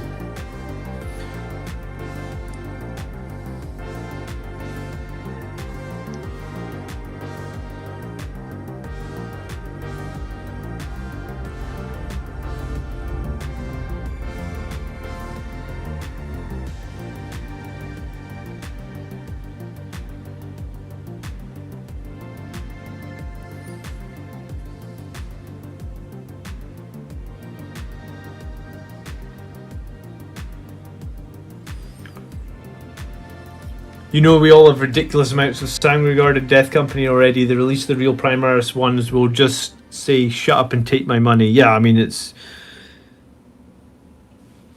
I was actually surprised that they didn't already release some sort of box. You know, like last... What was it, last edition? There was a box for Marneus Calgar.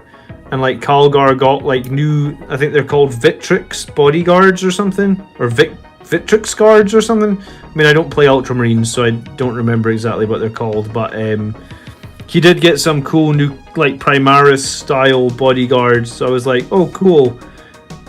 Will we get, like, a Dante re-release with, like, and you know, like, it'll be Dante and, like, 4 bodyguards or 4 new Primaris Sangregard in the box. I mean, and I guess even Mortarion got new bodyguards, right, with his, like, with the Death Shroud, right? So Blood Angels, I would like to see it sooner than later, but yeah, I mean, you're making me doubt painting these guys now.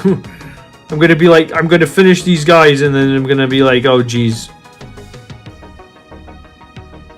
But no, I need these guys. And do you know what? I enjoy painting Sangregard. They're pretty fun, so I imagine Primaris Sangregard will be pretty fun to paint as well. Yeah, they'll release them when they do Commander Dante, yeah.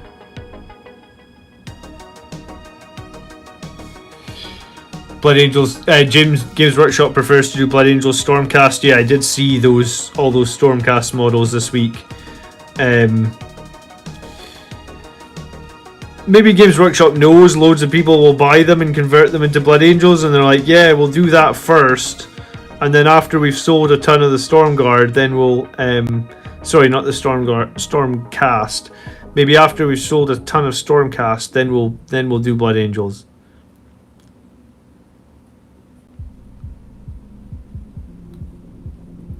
I guess we'll find out over the next few months, huh?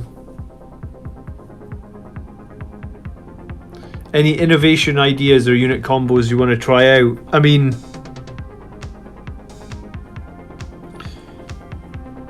the one unit that I think that I want to get next, and maybe it's not that innovative, but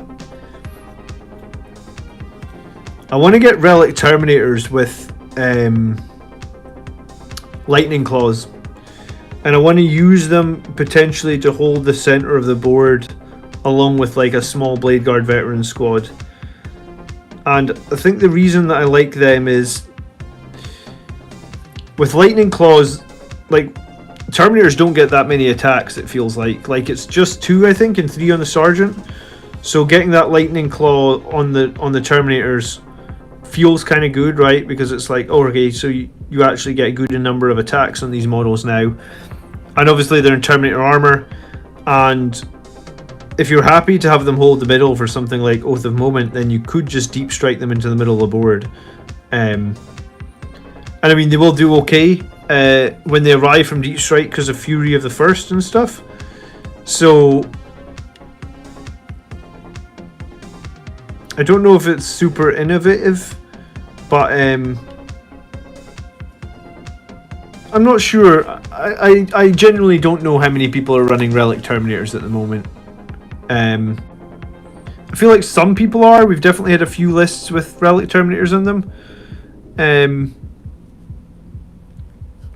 But the 3-wound Terminators would work really well for holding the middle of the board, especially if you have the Sanguinary Priest kicking around somewhere, right?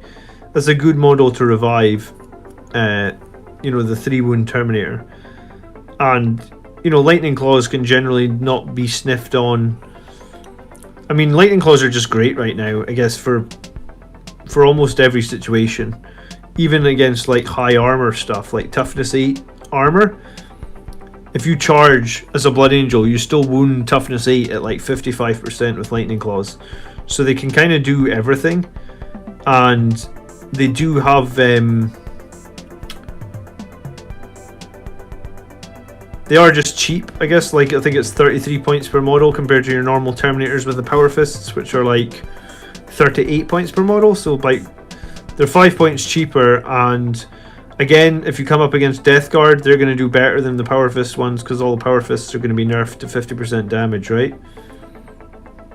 So one of the future things I want to get, and I want to try, and I don't know if it's super innovative, but I think it's strong right now, is Relic Terminators with lightning claws. But I mean, that's probably just because lightning claws are strong, right?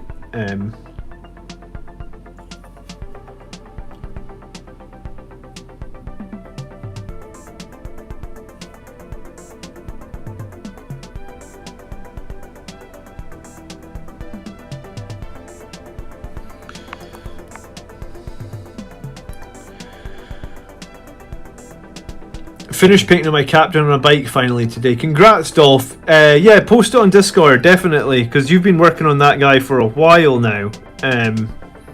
Let's see him. Let's see another captain on the bike. I love seeing the captains on the bike. People post them like every day. It's like, it's a bit like a calling card to this community, right? Like, to be part of this community, you need to build a captain on a bike, or you need to at least, you need to humor us. You need to at least humor all these other players that I've made build captains on bikes.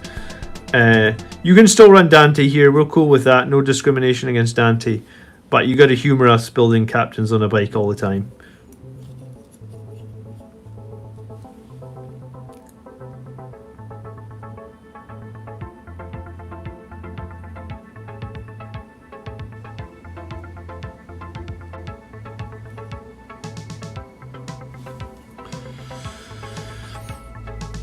Don't do the twin lightning claws, do the combi bolter and claw, and you still get the BA attack bonuses. Yeah, that's what I was thinking, like combi bolters and claws, right? And I was even thinking claw on the sergeant, just to keep the cost of the squad as low as possible.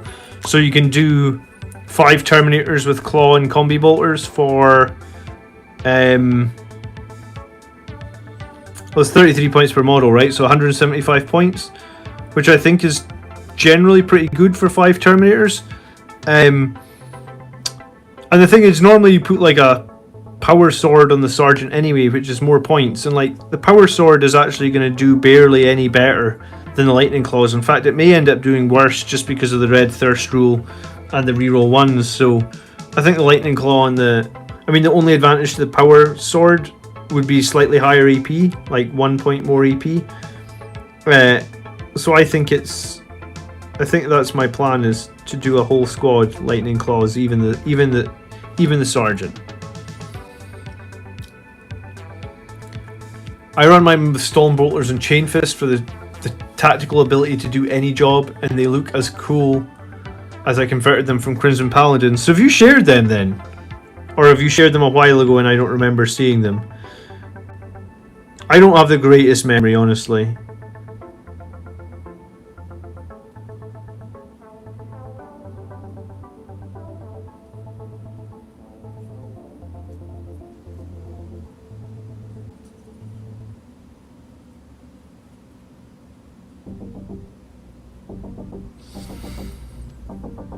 Don't forget to give the sergeant the grenade harness. Does the grenade harness do what? It just lets him do mortal wounds when they charge, basically, or prevent overwatch.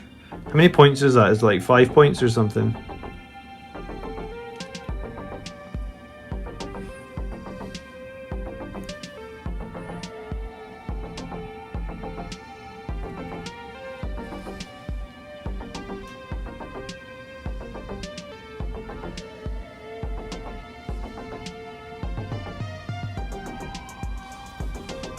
Hello guys, those golden boys are looking good, sir. Thank you, Kevin. We're getting there with them. probably at least a few more weeks on these guys. I'm not sure if I'm exclusively painting these guys on stream, but probably for the next few weeks I am, because tomorrow I'm planning on finishing my Whirlwind off stream. I just need to put transfers on it. So planning on doing that tomorrow morning. And then after that, I think I'm going to be working on that Death Company Redemptor off stream. So I'll probably just be continuing to work on infantry on the stream. And all the infantry that I'm doing at the moment now are golden coloured. So we're doing Blade Guard Veterans in gold, we're doing Vanguard Veterans in gold, and we're doing these guys in gold as well, obviously Sanguinary Guards. So hopefully over the next month we can finish up most of these squads, and then it'll be time for a new challenge. And I was kind of thinking that maybe the new challenge should just be the Inceptors that I've had sitting in the drawer for far too long. Just because everybody else obviously gets a lot of value out of Inceptors, and I have a bunch, I just never painted them, so I was thinking maybe it's time to just bite the bullet and paint the Inceptors.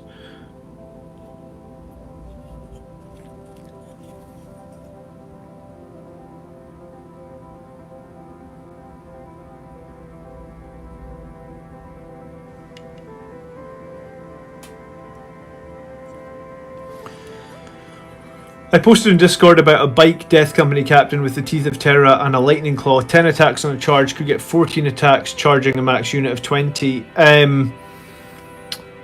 Yeah, I mean, I used the Death Company captain against the Necrons a few weeks back, KR Good, sorry, and that was a horde-based Necron list, and we used on Blade of a Vengeful Spirit on one of our charge phases. And we did get 15 attacks with the Teeth of Terra against the Necrons, and yeah, I mean, it's certainly a cool little trick that the Death Company captains have. I have my Death Company captain on the bike with a Storm Shield, and I still don't find him survivable. I thought he would be more survivable than he turned out to be, so I guess with the Lightning Claw, there might be a little bit concern for me, like on his survivability. I suppose it depends on how you run him and who he's with on the battlefield and stuff like that. But I mean, it's an interesting combination for sure, the Death Company captain with the Teeth of Terra. I do think that if you're trying to make that list that's going to fight well against everything, then I guess, in my opinion, Teeth of Terra is probably the wrong choice. You're probably going to want that Hammer of Baal. Just because, if you come up against Death Guard, the Teeth of Terra is just weak, and, you know, I play Death Guard a lot in my meta, so I know it's probably a little bit biased, but Death Guard are like the second highest army on Goonhammer in terms of tier rank at the moment. They are generally very, very good.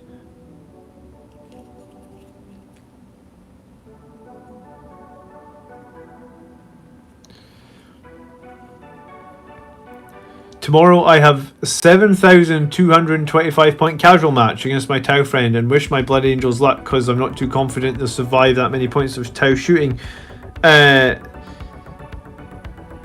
Please tell me you're going to use the Apocalypse rules for that, because if you're not, you're going to have a bad day. But the Apocalypse rules are pretty interesting, so, you know, maybe if you are using the Apocalypse rules, you'll get some, you'll have, I'd say if you're using the Apocalypse rules, you're going to get a fairer game, because otherwise whoever gets turn 1 is going to do like ridiculous amounts of damage. I missed a question there. Hey, I was thinking of running 3 Librarians spam to Null Zone with every squad. I finished all my Guard and Vanguard, just finished my Infiltrator and got a Whirlwind 2.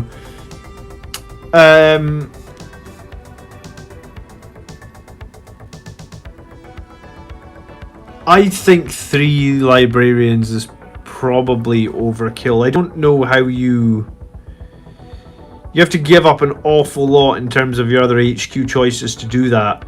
And Null Zone is a really situational power anyway, right? Because you only get that 6-inch range and it can be denied.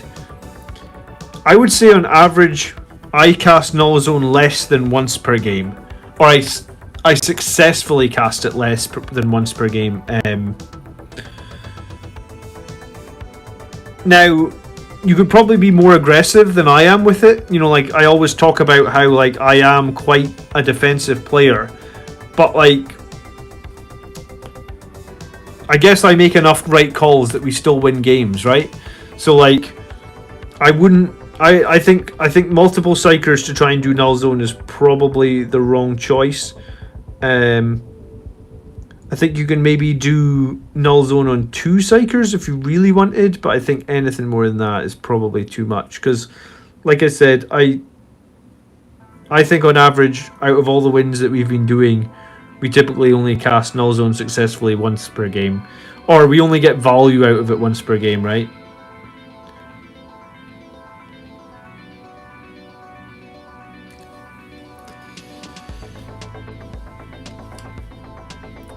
Did any of you guys see the Tabletop Titans thing for the 40k Kaju thing? If so, what did you think of it? I didn't. I was watching Tabletop Titans earlier tonight for a little bit, but I didn't see any teaser. I think we should all own stock in how much red paint we use. Yeah, I hear that.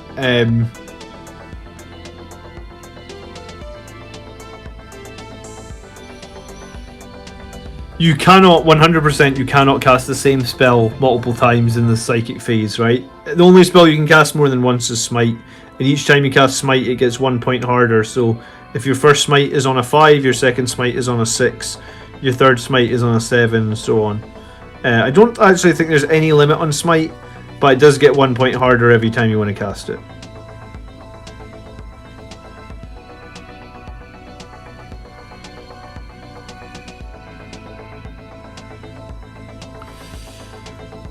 The list I made with 3 librarians could kill Death Guard.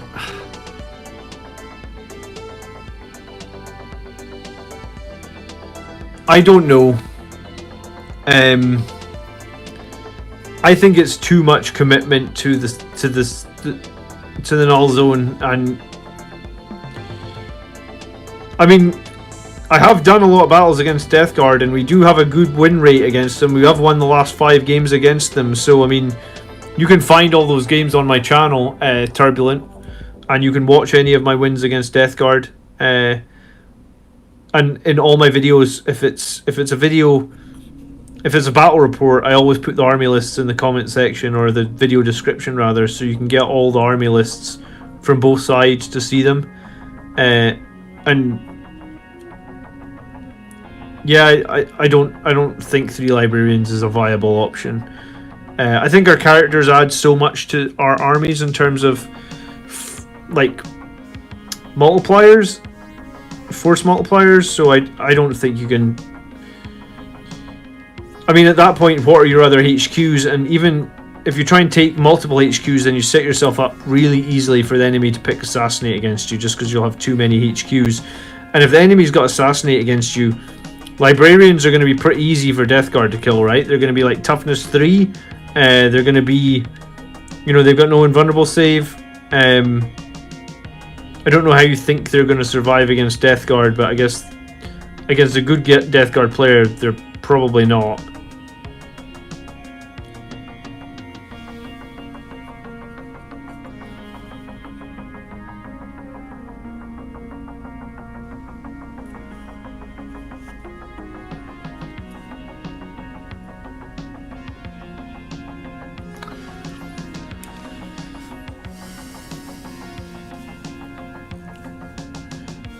What would you bring to beat a Sisters army of Meltas in Crusade?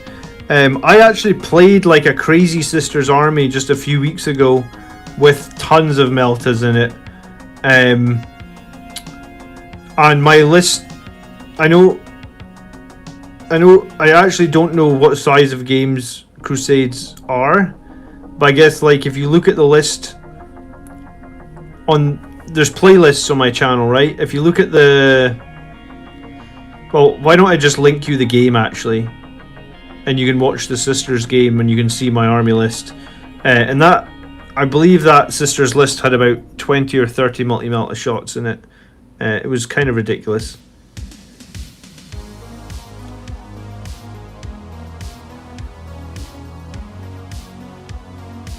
But yeah, I play against a player that runs a lot of Meltas and Sisters, and I guess a balanced list with a good amount of shooting certainly helps.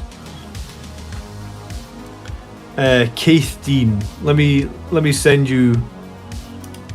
I'll just put it in the. You're on Twitch, right? So I'll just throw it into the Twitch chat.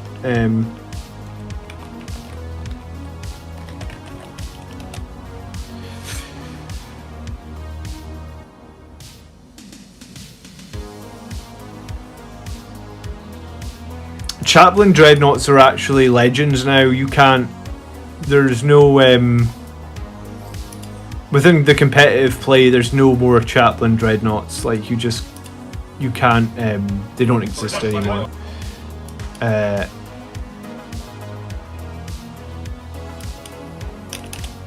Is this it? Yeah. I'll be spilling my space. Alright, I will throw a link to the battle in Twitch chat. Hopefully you can get it, and hopefully it'll help out.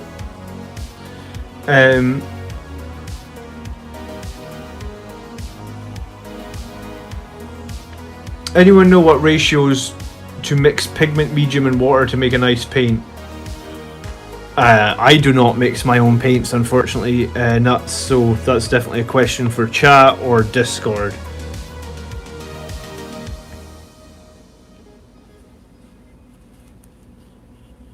But yeah, if you look at that list,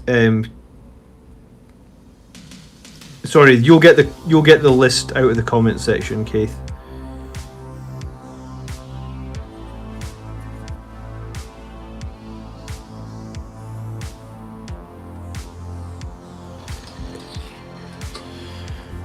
Okay, so in your new list, you're running the Utility Librarian with the Librarian Dread. If so, do you give either Chief Librarian? I don't have the points to give either of the Chief Librarian, K. Grug. I mean, I get why Chief Librarian is good, but yeah, I just don't have the points. And yes, we can do a visit. We can do a video on Inquisitors in the coming weeks. I think that's a good idea. Highland Phoenix.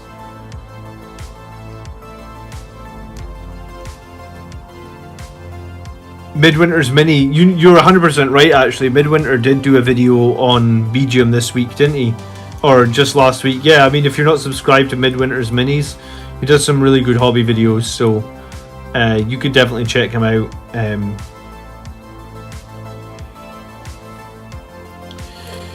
But it's coming up to midnight, so if there's any more questions in the chat, I'm happy to grab them.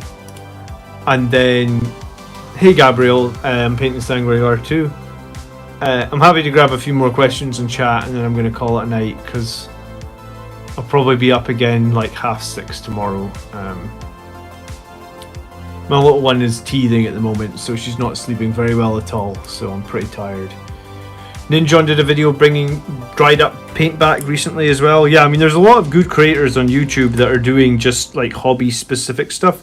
I guess what I try and do is Blood Angels specific tactics stuff, but like my hobby stuff is, you know, it's just Hangouts. We aren't really making too many hobby videos on this channel.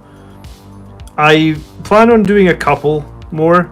I've done like one or two, but I'll probably wait till I get my new camera before I do any more. The camera I've got really isn't very good for getting like really high details, so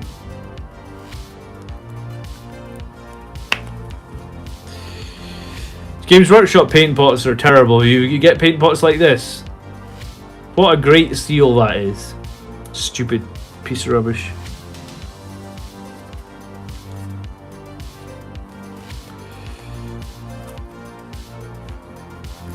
Vince Ventural is a painting god. Check his channel out.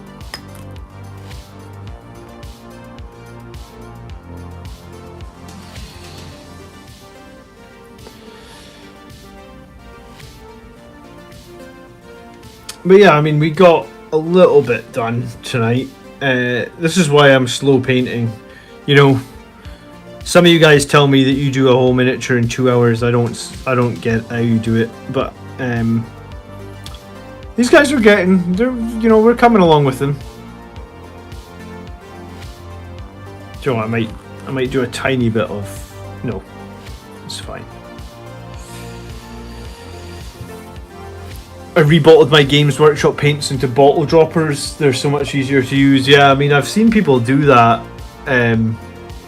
It's probably beneficial in the long run to get them out of the GW bottles, right?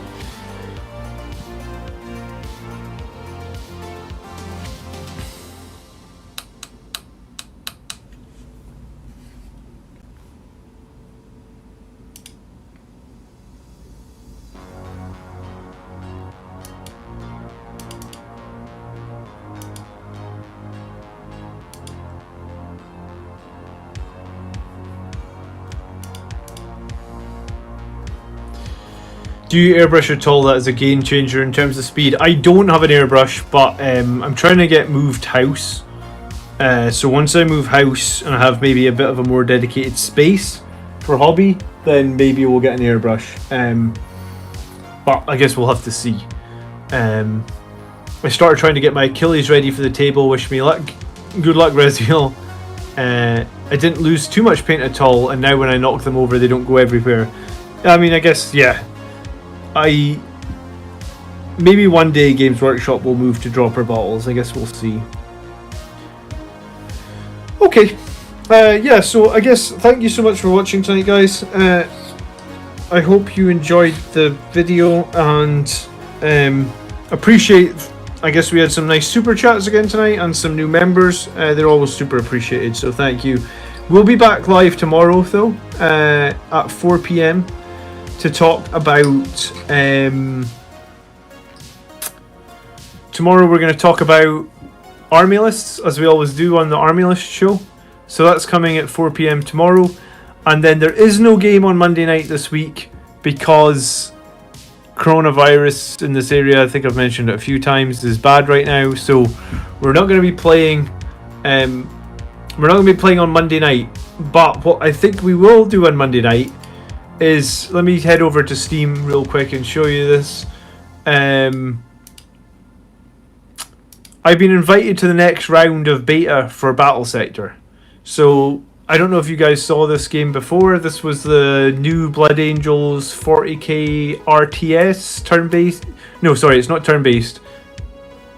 Yeah, it's turn-based. It's a new turn-based strategy. We did 2 levels before. Like they gave me a beta that I was allowed to share with the community, and they gave me 2 levels before. Well, now, apparently it's just gone up for pre-order this week as well. Okay. How much does it cost? Oh, I don't get to see how much it costs because I maybe own it. Let me check. Steam Battle Sector. Oh, and you save some money if you buy it now as well. Alright, so it's going to be $27.89.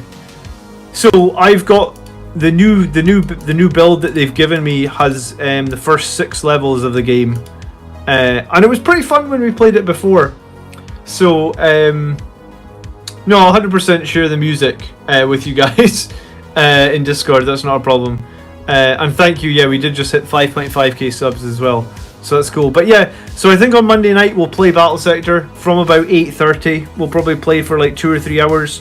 So if you want to check out that game and know whether it's worth buying it, I genuinely enjoyed it quite a lot when we played the first 2 levels last time round. So this time we'll get to play a few more levels. So hopefully we'll do that on Monday, and then yeah, I mean, I've been working on some other videos as well actually earlier today, so there's more content coming as well. But hopefully I'll catch you guys tomorrow in the live show, and then maybe if you wanna hang out on Monday night and see some new 40k game. I actually don't. Do you know what? I already closed that YouTube. I already closed that page. That was a bit stupid. Let me reopen it. Does it actually say the release date? All right, the release date previously they said the release date was May. I guess they've pushed it to the 15th of July. So about 8 weeks time. So I guess if you want to check out Battle Sector and see if you want to buy it later this year, in about 8 weeks' time. You can check that out on Monday. And I already have one video up on the channel about Battle Sector, but you know, maybe it's better to ignore that video. It was probably a bit of an earlier beta test. I think we probably played it like a month, maybe 6 weeks ago at this point. So this should be a better build, more complete build. So you can tune in on Monday and we'll play this for a few hours. It should be pretty cool. Alright, well, have a good night, guys. Thanks so much for watching. Appreciate all the support as always, and we'll see a bunch of you tomorrow on the live show. So, good night. By the blood are we made. Peace.